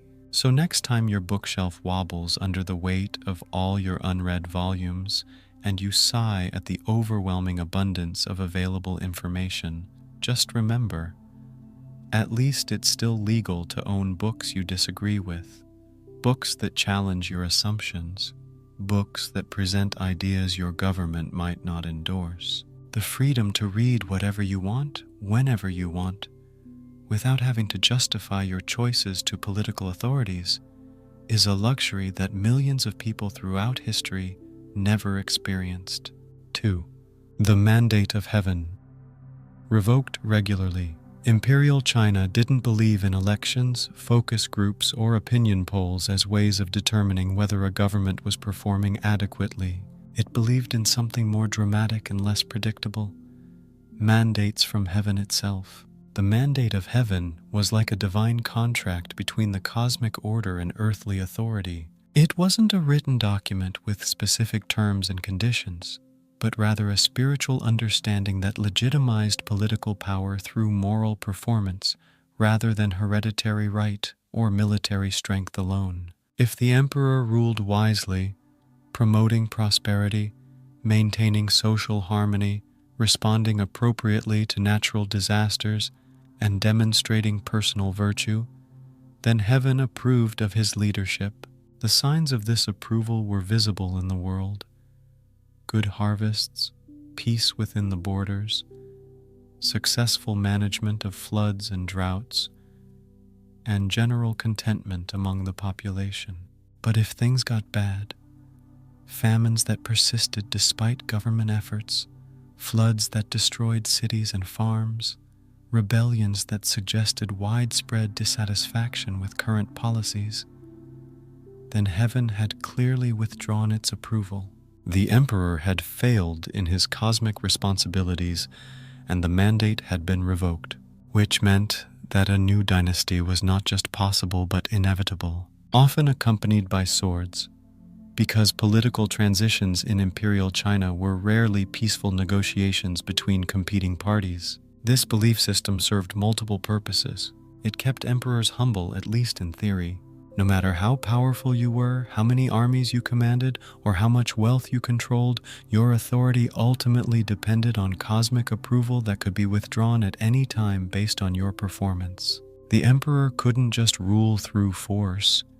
He had to demonstrate that he deserved to rule through the results his policies produced. Bad results meant lost legitimacy, and lost legitimacy meant that resistance to his authority became not just politically justified but morally required. In practice, this gave rebels and revolutionary movements excellent public relations material. Rebellion wasn't just about personal ambition or political disagreement. It was about cosmic necessity, about helping heaven correct a situation that had gone wrong. "Sorry we burned your village and killed your livestock," they'd explain to displaced peasants. "It wasn't personal, and it wasn't really our choice. It was heaven's will." The current emperor has lost the mandate, and were just the instruments through which cosmic justice is being implemented. This made rebellion feel like religious duty rather than criminal activity. You weren't just overthrowing a government, you were participating in the restoration of proper cosmic order. Your actions, however violent or disruptive they might seem, were actually helping to repair the relationship between heaven and earth. The concept also provided a framework for understanding natural disasters and social problems. When bad things happened, it wasn't just random misfortune. It was a sign that something was wrong with the current political arrangement. The floods, famines, and rebellions were symptoms of a deeper problem. The emperor had somehow failed in his cosmic responsibilities. This created a feedback loop where political problems and natural disasters reinforced each other. A drought might suggest that the emperor had lost the mandate, which would encourage rebellion, which would create more social instability, which would further confirm that heaven was displeased. It was divine accountability with very human consequences. The emperor might claim absolute authority, but that authority was conditional on performance standards that were determined by forces beyond his control. The system worked remarkably well as a tool for legitimizing political change. When a dynasty fell, it wasn't because the new rulers were more ruthless or better organized. It was because heaven had chosen them to restore proper order. The violence and disruption of political transition were unfortunate, but necessary steps in a cosmic process of correction and renewal. 3. The reign of Empress Wu Zetian, 690 CE. You might think Imperial China was all men with elaborate robes, scholarly men with impressive beards, administrative men with bureaucratic expertise, and military men with strategic brilliance. A world where political power was automatically masculine and female influence was limited to behind-the-scenes manipulation and informal advice. But then came Wu Zetian, who rewrote the entire script and demonstrated that assumptions about gender and political authority were more flexible than anyone had previously imagined. She became the only woman in Chinese history to rule as emperor in her own right, not empress, which would have implied that her authority derived from marriage to an emperor, not regent, which would have suggested that she was temporarily managing power on behalf of someone else. Emperor. The title itself was masculine, but she claimed it anyway and made it work. Her rise to power reads like a masterclass in political strategy, patience, and the art of surviving in environments designed to eliminate you. She started as a concubine in the imperial court, which was not an unusual beginning for women who wanted to influence politics.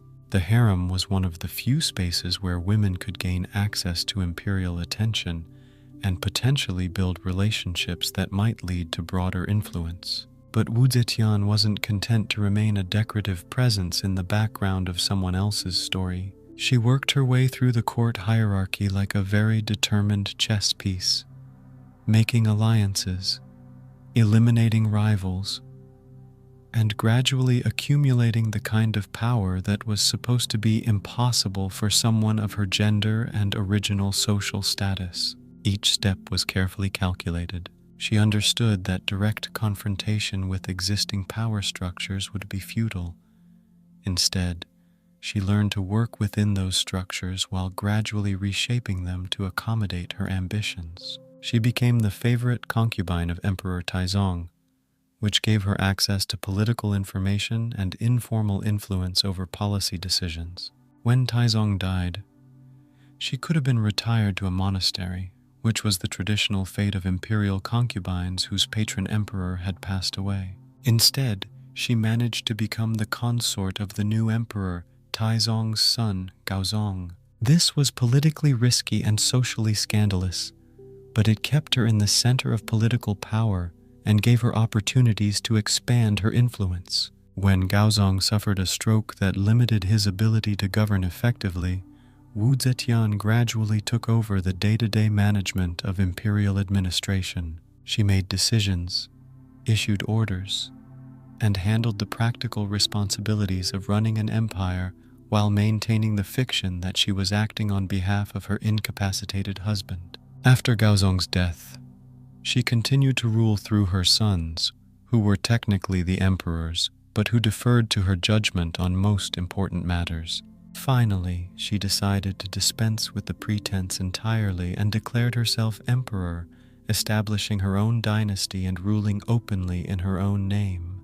Throughout this process, she demonstrated remarkable political intelligence. She was smart enough to understand the complex dynamics of court politics, strategic enough to plan several moves ahead, and flexible enough to adapt her approach when circumstances changed. She was also slightly terrifying in the way that effective leaders often are. People who rise to positions of ultimate authority in competitive environments rarely do so through pure kindness and gentle persuasion. They develop skills in elimination, intimidation, and strategic ruthlessness that make them formidable opponents and valuable allies. She funded education initiatives that expanded literacy and created opportunities for advancement based on merit rather than birth. This was both good policy and smart politics.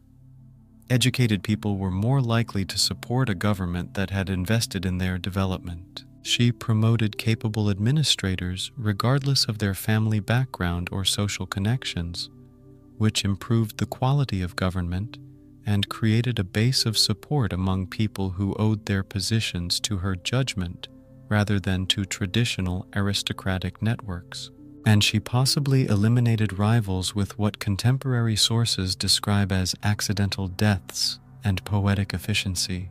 People who opposed her policies or threatened her authority had a tendency to experience unfortunate mishaps that removed them from political competition without creating obvious evidence of imperial involvement. Some called her ruthless, and they weren't wrong.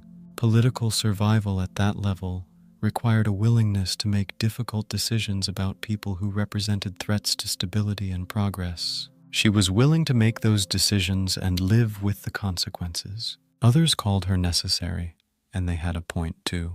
The empire needed strong leadership, effective administration, and policies that promoted prosperity and social stability. She provided all of these things regardless of whether her methods met abstract standards of moral purity. Either way, she rewrote history in the most literal sense. She commissioned new historical records that presented her rise to power as natural and inevitable, rather than unprecedented and shocking. She established new precedents for female authority that influenced political thinking for centuries afterward. Then, she hired people to rewrite history again, just in case the first version hadn't been sufficiently convincing. She understood that controlling the narrative was just as important as controlling the government. Future generations would judge her based on the stories they were told about her reign, so those stories needed to be carefully crafted to emphasize her achievements and minimize her controversial methods. Her legacy is complex in the way that most historical legacies are complex. She was an effective ruler who implemented policies that benefited the empire and its people. She was also a ruthless politician who eliminated opponents and manipulated traditional systems to achieve her personal ambitions. She demonstrated that women could wield political power as effectively as men, but she also showed that effective political power required moral compromises that might not be compatible with conventional ideas about feminine virtue.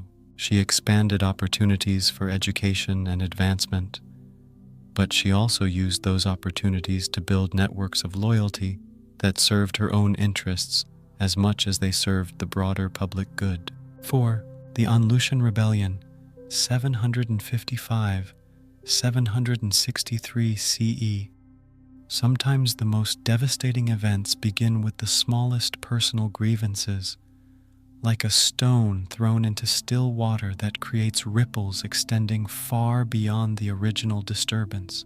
The Anlushan Rebellion started with one man's hurt feelings and expanded into 8 years of warfare that killed millions of people and permanently changed the structure of Chinese civilization.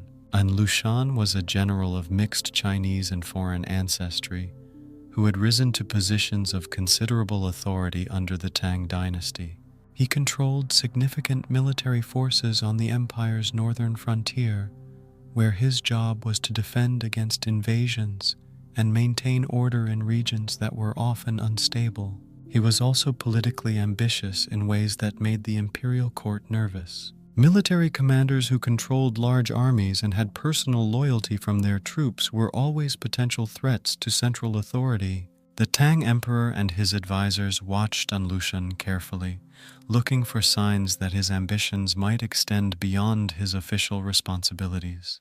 The rebellion began when Anlushan concluded that the court was planning to eliminate him. Whether this conclusion was based on accurate intelligence or paranoid interpretation of normal political maneuvering is still debated by historians. What's clear is that he decided to act before his enemies would act against him. He marched his armies toward the capital, claiming that he was not rebelling against the emperor, but rather protecting the empire from corrupt officials who had misled the ruler and damaged the government. This was a standard justification for military action. Rebels rarely admitted that they were motivated by personal ambition rather than public service. The initial stages of the rebellion were remarkably successful, and Lushan's forces were experienced, well-organized, and highly motivated. They captured major cities, defeated imperial armies, and forced the emperor to flee the capital. For a brief period, it seemed possible that Anlushan might actually succeed in overthrowing the Tang dynasty and establishing himself as the founder of a new imperial line. He controlled large territories, commanded effective military forces, and had demonstrated his ability to defeat the empire's supposedly superior armies. But the rebellion also revealed the limitations of military solutions to political problems. Anlushan was an effective general, but he was not an effective administrator. Conquering territory was one skill set. Governing conquered territory was another skill set entirely. His forces were brutal in their treatment of civilian populations, which created resentment and resistance rather than cooperation. Cities that might have been willing to accept new authority peacefully became centers of opposition when that authority was imposed through violence and intimidation. The rebel administration failed to establish effective tax collection, maintain trade networks, or provide the basic services that people expected from government. Military occupation was not the same as legitimate governance, and the difference became increasingly obvious as the rebellion continued. The imperial government, meanwhile, learned to adapt its strategies to the challenges of fighting a prolonged internal war. They recruited new armies, formed alliances with foreign powers who were willing to provide military assistance, and gradually developed the resources necessary to contain and eventually defeat the rebellion. The war itself was devastating in ways that affected every level of society. Armies on both sides requisitioned supplies from civilian populations, often taking everything available and leaving communities to face starvation. Trade routes were disrupted, agricultural production declined, and normal economic activity became impossible in many regions. Cities changed hands multiple times as the military situation shifted, with each change bringing new violence, new taxation demands, and new uncertainty about what laws and authorities were currently in effect. People learned to hide their valuables, avoid traveling, and maintain low profiles that might help them survive regardless of which side was currently in control. The refugee crisis created by the war was enormous. Millions of people fled their homes to escape fighting, seeking safety in regions that were already struggling to support their existing populations. These population movements created additional strains on resources and new sources of social tension. When the rebellion finally ended, the Tang dynasty had survived, but it was permanently weakened. The cost of fighting the war had drained the imperial treasury, destroyed much of the empire's infrastructure, and demonstrated that the central government's authority was more fragile than anyone had previously realized. The military reforms implemented during the war created new power structures that gave regional commanders more autonomy and made future rebellions more likely. The Tang dynasty continued for another century and a half, but it never fully recovered the strength and confidence it had possessed before the An Lushan rebellion. 5. The Mongol Conquest, 1279 CE. The arrival of the Mongols in China was like watching a force of nature sweep across the landscape, reshaping everything it touched with the inevitability of an avalanche or a hurricane. But it wasn't actually a natural disaster. It was the result of human decisions, military innovations, and political developments that had been building for decades before the final conquest was completed. The Mongols under Genghis Khan and his successors had already conquered vast territories across Central Asia, the Middle East, and Eastern Europe. By the time they turned their full attention to China, they had developed military techniques and administrative systems that made them remarkably effective at capturing and governing diverse populations. Their approach to warfare was systematic and psychological as much as it was physical. They used terror as a strategic weapon, allowing word to spread about cities that had been completely destroyed when they resisted Mongol demands. This created a climate of fear that made many communities willing to surrender without fighting rather than risk total annihilation. But they also offered attractive terms to cities and regions that submitted peacefully. Local elites who cooperated with Mongol authority were often allowed to maintain their positions and privileges. Skilled craftsmen, merchants, and administrators were valued and protected. The Mongols understood that governing a conquered territory required the cooperation of people who knew how local systems worked. The Chinese resistance was complicated by internal divisions and political weaknesses that the Mongols exploited skillfully. The Song dynasty was already struggling with internal corruption, military inefficiency, and economic problems when the Mongol invasion began. These existing problems made it difficult to organize effective resistance to external threats. Different regions of China responded differently to the Mongol advance. Some areas fought fiercely and were devastated when they were finally conquered. Others negotiated surrender terms that allowed them to maintain relative autonomy under Mongol oversight. Still others switched sides multiple times as the military situation changed and different strategies seemed more likely to ensure survival. The conquest was not a single dramatic event, but rather a series of campaigns that extended over several decades. Cities fell one by one, regions were pacified gradually, and resistance movements were eliminated systematically. The process was methodical rather than chaotic, planned rather than spontaneous. When the conquest was finally complete, the Mongols faced the challenge of governing a civilization that was far more complex and sophisticated than anything they had previously encountered. The Mongol Empire was built on nomadic traditions that emphasized mobility, flexibility, and personal loyalty to military leaders. Chinese civilization was based on agricultural production, bureaucratic administration, and cultural traditions that stretched back thousands of years. The solution was a hybrid system that combined Mongol political authority with Chinese administrative expertise. Mongol nobles occupied the highest positions in government, but they relied on Chinese officials and scholars to handle the practical details of taxation, legal administration, and economic management. This arrangement created opportunities for cultural exchange and innovation, but it also created tensions and conflicts that persisted throughout the period of Mongol rule. Chinese elites had to adapt to serving foreign masters whose values and priorities were often different from traditional Chinese approaches to governance.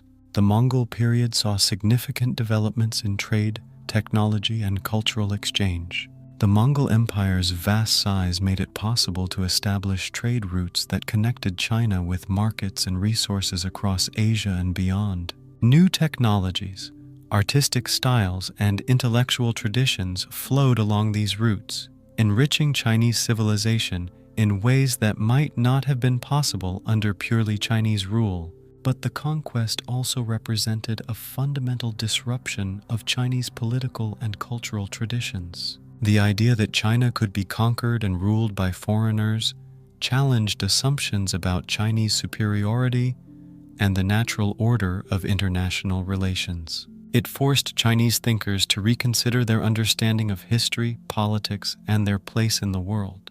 The experience of living under foreign rule created a complex legacy of adaptation, resistance, and cultural synthesis that influenced Chinese attitudes toward outsiders for centuries afterward. Some Chinese learned to work within the new system and found opportunities for advancement and enrichment. Others maintained opposition to foreign rule and worked to preserve traditional Chinese values and practices. When the Mongol dynasty eventually fell and was replaced by the Ming dynasty, the new Chinese rulers faced the challenge of rebuilding Chinese political authority while incorporating lessons learned from the period of foreign rule. They had to balance the desire to restore traditional Chinese governance with the practical knowledge that isolation and resistance to outside influence could leave them vulnerable to future conquest.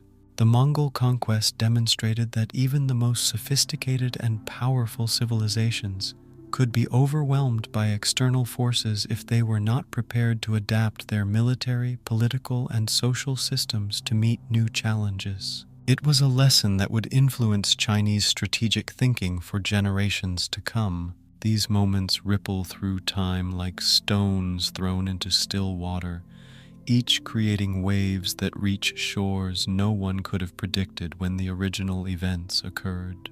The decisions made by emperors, rebels, and conquerors in distant centuries continue to shape the world we inhabit today, though the connections between cause and effect are often too complex to trace directly. As you drift toward sleep, consider how your own daily choices, the books you read, the conversations you have, the small kindnesses you offer or withhold, might create their own ripples that extend far beyond your immediate awareness. History is made not just by dramatic moments of crisis and conquest, but by the accumulated effect of countless ordinary decisions made by ordinary people trying to navigate their extraordinary circumstances with whatever wisdom and courage they can muster. Sleep well, knowing that you are part of this ongoing story and that your chapter, however quiet it might seem, contributes to the larger narrative of human experience that connects you to emperors and peasants, rebels and scholars across the vast sweep of time. The Anlushan Rebellion, 755 CE. Now imagine you're living in the Tang Dynasty, one of the most culturally rich, poetically admired periods of Chinese history, the golden age that modern people think of when they picture Imperial China at its most elegant and sophisticated. This was the China of silk and porcelain, of poetry that captured moonlight on water and the sound of temple bells echoing across misty valleys. The China where art flourished like spring flowers, where the capital city of Chang'an was the largest city in the world, home to over 1 million people from dozens of different cultures and backgrounds. The Tang dynasty was cosmopolitan in ways that wouldn't be seen again for centuries. Foreign merchants walked the streets selling goods from Central Asia, the Middle East, and beyond. Buddhist monks from India debated philosophy with Taoist scholars in palace gardens. Persian musicians played in wine shops while Chinese poets composed verses about the beauty of cultural exchange. The imperial court was a center of learning and artistic achievement. The emperor himself was often a poet and patron of the arts. Government officials were expected to be cultured, able to compose poetry and appreciate music as well as manage administrative duties. The examination system that selected these officials emphasized literary accomplishment alongside practical knowledge. Women in the Tang dynasty enjoyed more freedom and social mobility than in later periods. Some became successful merchants, artists, or even government officials. The Empress Wu Zetian had demonstrated that women could wield political power effectively, and her legacy continued to influence social attitudes about gender roles and capabilities. The economy was prosperous, with thriving trade networks that connected China to markets across Asia and beyond. Agricultural productivity was high, cities were growing, and technological innovations were improving the quality of life for many people. The Tang dynasty seemed to represent the pinnacle of Chinese civilization, a golden age that might continue indefinitely. But beneath this cultural flowering, there were structural problems developing that would eventually threaten the entire system. The empire had grown so large that it was becoming difficult to govern effectively from the capital. Regional military commanders called Jadushi had been given increasing autonomy to manage frontier regions and defend against external threats. These commanders controlled their own armies, collected their own taxes, and often governed their territories with minimal oversight from the central government. This decentralization made the empire more flexible and responsive to local conditions, but it also created opportunities for ambitious commanders to build power bases that might eventually challenge imperial authority. The central government found itself caught in a dilemma. It needed strong regional leaders to maintain order and defend the empire, but those same leaders posed potential threats to central control. The court had also become increasingly corrupt and inefficient. Wealthy families used their connections to secure government positions for their relatives, regardless of merit. The examination system that was supposed to select qualified officials was undermined by bribery and favoritism. Government revenues were being diverted to support lavish court ceremonies and private enrichment rather than essential public services. The Emperor Xuanzong, who ruled from 712 to 756, was a cultured and intelligent ruler who presided over much of the Tang Golden Age. But as he aged, he became increasingly distracted by personal pleasures and less attentive to the practical business of governance. His infatuation with the beautiful concubine Yang Guifei became a source of scandal and political instability, as court officials competed for her favor and used her influence to advance their own interests. Into this increasingly unstable situation came An Lushan, a general of mixed Chinese and Sogdian ancestry who had risen to become one of the most powerful military commanders in the empire. An Lushan was a remarkable figure in many ways. He was physically imposing. Contemporary sources describe him as enormously fat, which in Tang China was often seen as a sign of prosperity and good fortune rather than poor health. He was also charismatic, intelligent, and politically astute. He understood both Chinese and foreign cultures, spoke multiple languages, and had extensive experience managing diverse populations along the empire's northern frontiers. He had gained the trust and favor of Emperor Xuanzong through his military success and his entertaining personality. The emperor found An Lushan amusing and impressive and gradually gave him more and more authority. By the 750s, An Lushan controlled 3 of the empire's most important military regions, commanding an army of over 180,000 men. But An Lushan's position, despite its apparent strength, was actually quite precarious. As a man of foreign ancestry in a Chinese court, he was always viewed with some suspicion. His rapid rise to power had created enemies among other court officials who resented his influence and worried about his ambitions. The fact that he controlled such large military forces made him a potential threat that the central government would eventually need to address. The immediate trigger for the rebellion came from court politics rather than grand strategic planning. Yang Guifei's cousin, Yang Guozhong, had become the chief minister and was using his position to eliminate rivals and consolidate power. He saw An Lushan as a threat and began plotting to have him removed from his military commands. An Lushan learned of these plots and concluded that his only options were to submit to political destruction or to rebel against the central government. Given his personality and the resources at his disposal, rebellion seemed like the more attractive choice. Then, in 755, An Lushan made his move. He declared that he was not rebelling against the emperor, but rather marching to the capital to eliminate the corrupt officials who had misled the ruler and damaged the empire. This was a standard justification for military action, Rebels throughout Chinese history had claimed to be acting in the emperor's true interests against his evil advisors. What followed was one of the deadliest civil wars in human history, though the full extent of the catastrophe wouldn't become apparent for several years. The initial stages of the rebellion were remarkably successful, and Lucian's forces were battle-hardened veterans who had spent years fighting against foreign invaders along the northern frontiers. They were well-equipped, highly disciplined, and completely loyal to their commander. When they marched south toward the capital, they encountered Imperial armies that were poorly prepared for serious military conflict. The Tang military had become complacent during the long period of peace and prosperity. Many units existed primarily on paper, with officers collecting salaries for soldiers who didn't actually exist. The equipment was outdated, training was inadequate, and morale was low. When confronted by An Lushan's professional forces, these imperial armies collapsed with shocking speed. Within months, An Lushan had captured the eastern capital of Luoyang and was threatening Chang'an itself. The emperor and his court fled the capital in panic, abandoning the city to the rebels. For ordinary people living in Chang'an, this must have seemed like the end of the world.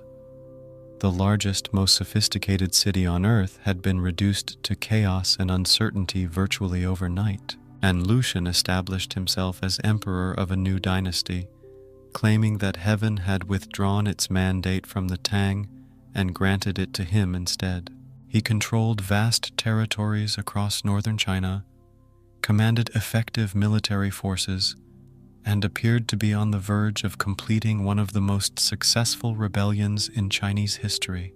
But success in military conquest proved to be very different from success in political governance. And Lucian had spent his career as a military commander, not as an administrator. He understood how to lead armies and win battles, but he had little experience with the complex challenges of governing a vast empire. His forces, while effective in combat, were brutal in their treatment of civilian populations. Cities that resisted were sacked and burned. Civilians were killed, enslaved, or driven from their homes. Property was confiscated to support the rebel army. The regions under An Lushan's control experienced systematic destruction rather than the restoration of order that the rebellion had promised. This brutality created its own problems. Communities that might have been willing to accept new political authority became centers of resistance when that authority was imposed through violence and terror. Guerrilla warfare broke out in many regions, forcing An Lushan to divert military resources from conquest to occupation and suppression. The rebel administration failed to establish effective governance in conquered territories. Tax collection was haphazard and often indistinguishable from robbery. Trade networks collapsed as merchants avoided regions controlled by rebel forces. Agricultural production declined as farmers fled or were conscripted into military service. The economy of northern China began to collapse under the weight of military occupation. Meanwhile, the Tang imperial government, despite its initial defeats, proved to be more resilient than An Lushan had anticipated. The Emperor Xuanzong abdicated in favor of his son, who became Emperor Suzong. The new emperor was more focused on military affairs and less distracted by court pleasures than his father had been. The imperial government began a systematic campaign to rebuild its military capabilities and organize resistance to the rebellion. They recruited new armies from regions that remained loyal to the Tang. They formed alliances with foreign powers, particularly the Tibetan Empire and various Central Asian kingdoms, who were willing to provide military assistance in exchange for political concessions. Most importantly, they began to exploit the weaknesses in An Lushan's position. The rebellion had been successful as long as it was a military campaign, but as it became a political administration, its limitations became apparent. The Tang government promoted itself as the legitimate authority that could restore order and prosperity, while portraying the rebels as destructive bandits who brought only chaos and suffering. The character of the war began to change as it dragged on. What had started as a straightforward military rebellion became a complex conflict involving multiple armies, shifting alliances, and competing claims to legitimacy. Different regions of China were controlled by different factions, each claiming to represent the true interests of the Chinese people. And Lucian himself became increasingly erratic and paranoid as the war continued. The stress of governing a vast territory while fighting a multi-front war took its toll on his mental and physical health. He began to suspect treachery among his own subordinates, and took increasingly harsh measures to maintain control over his forces. In 757, An Lushan was assassinated by his own son, An Qingshu, who feared that his father was planning to name a different heir. This internal conflict within the rebellion created an opportunity for the Tang forces to launch a major offensive and recapture some of the territory they had lost. But the war was far from over. An Qingshu continued the rebellion, though with less effectiveness than his father had shown. Other rebel generals established their own independent territories and continued to resist Tang authority. The conflict fragmented into a series of regional wars that would continue for several more years. The human cost of the war was staggering. Tens of millions of people died from violence, disease, and famine. Entire cities were destroyed and never rebuilt. Vast regions of northern China were depopulated as people fled the fighting or died from its consequences.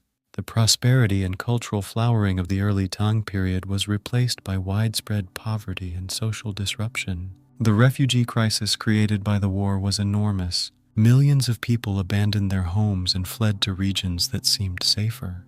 These population movements created additional strains on resources and new sources of social tension.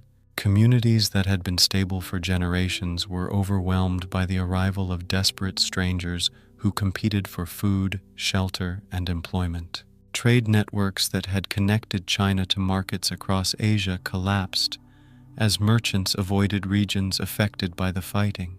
The Silk Road, which had been a source of prosperity and cultural exchange, became too dangerous to use. International commerce shifted to sea routes that bypassed the war zones, but these alternatives were less efficient and more expensive. Agricultural production declined dramatically in affected regions. Farmers were conscripted into armies, fields were abandoned or destroyed, and irrigation systems fell into disrepair. The sophisticated agricultural technology that had supported the Tang dynasty's prosperity was lost or forgotten as survival became more important than innovation. The war also had profound cultural consequences. The optimistic, cosmopolitan culture of the early Tang period gave way to a more inward-looking, pessimistic worldview. Poetry and art from this period reflect themes of loss, displacement, and the fragility of human achievement. The confidence that had characterized Tang civilization was replaced by awareness of how quickly prosperity could be destroyed. Cities that had been centers of learning and artistic achievement were reduced to ruins. Libraries were burned, schools were closed, and scholars fled or died. The intellectual traditions that had flourished during the Tang Golden Age were interrupted or lost entirely. It would take generations to rebuild the cultural institutions that had been destroyed during the war. The examination system that had selected government officials based on merit rather than birth was severely disrupted. The schools and academies that had prepared students for these examinations were closed or destroyed.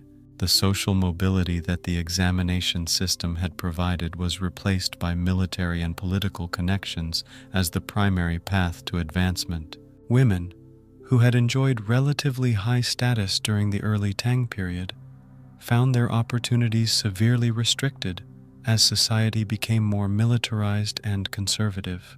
The cultural changes brought about by the war reinforced traditional gender roles and reduced the social space for female achievement and independence. When the rebellion finally ended in 763, the Tang dynasty had technically survived, but it was permanently weakened.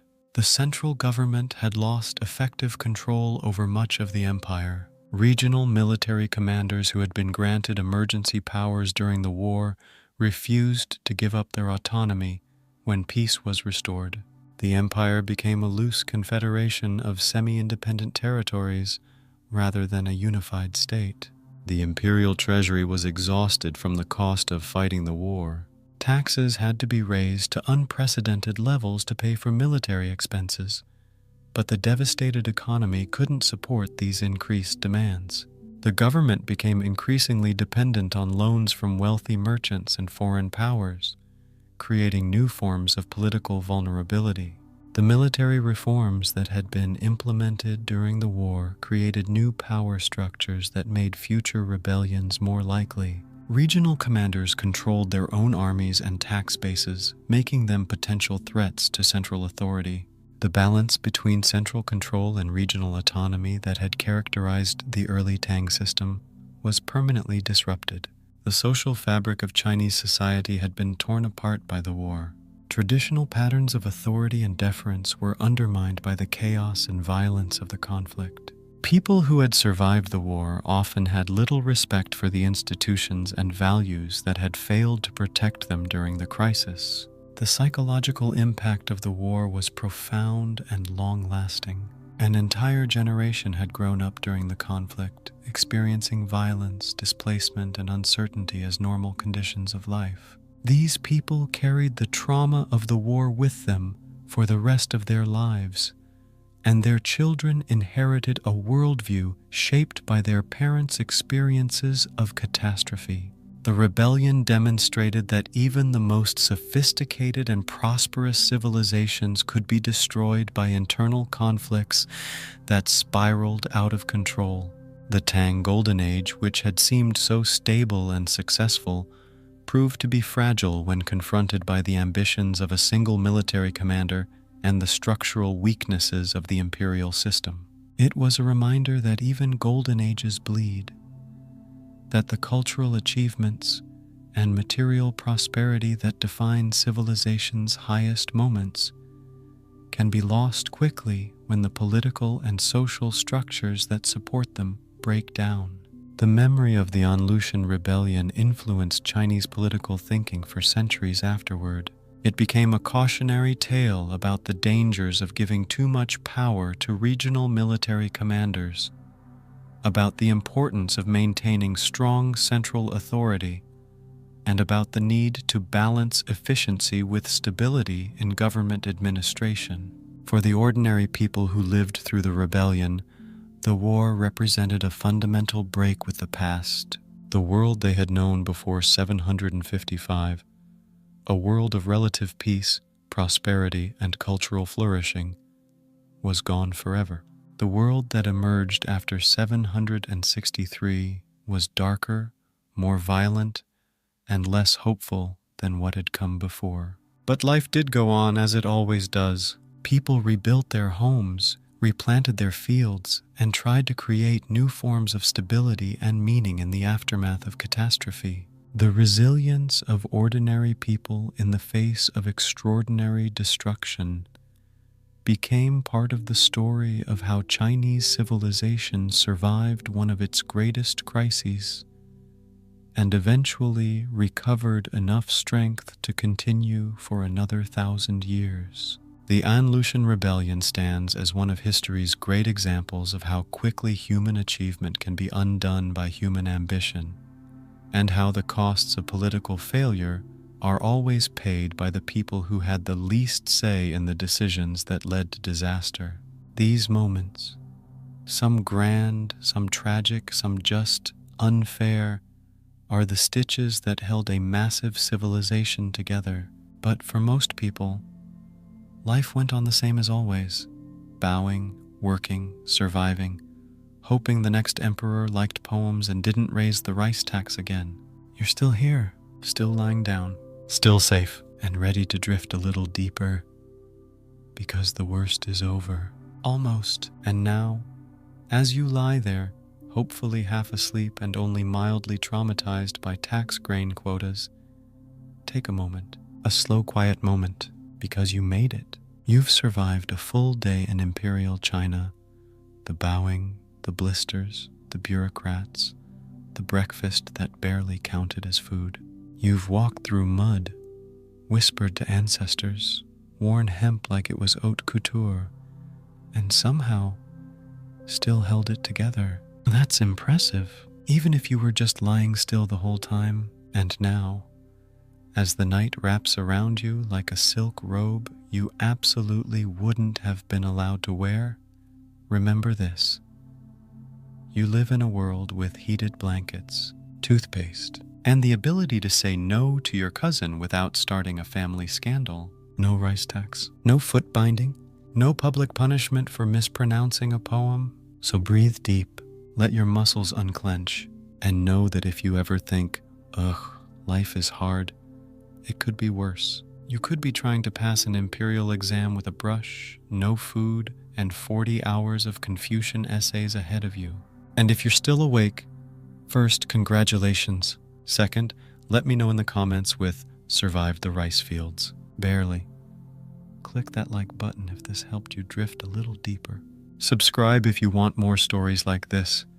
Quiet ones, strange ones, sleepy ones, ones that remind us how far we've come, and how many ancestors we should probably thank for surviving long enough to give us Wi-Fi. But for now, sleep well, my friend. May your dreams be free of exams, emperors, and extremely judgmental grandparents. And if you see Confucius in there, tell him you're doing your best. He'll understand. Good night.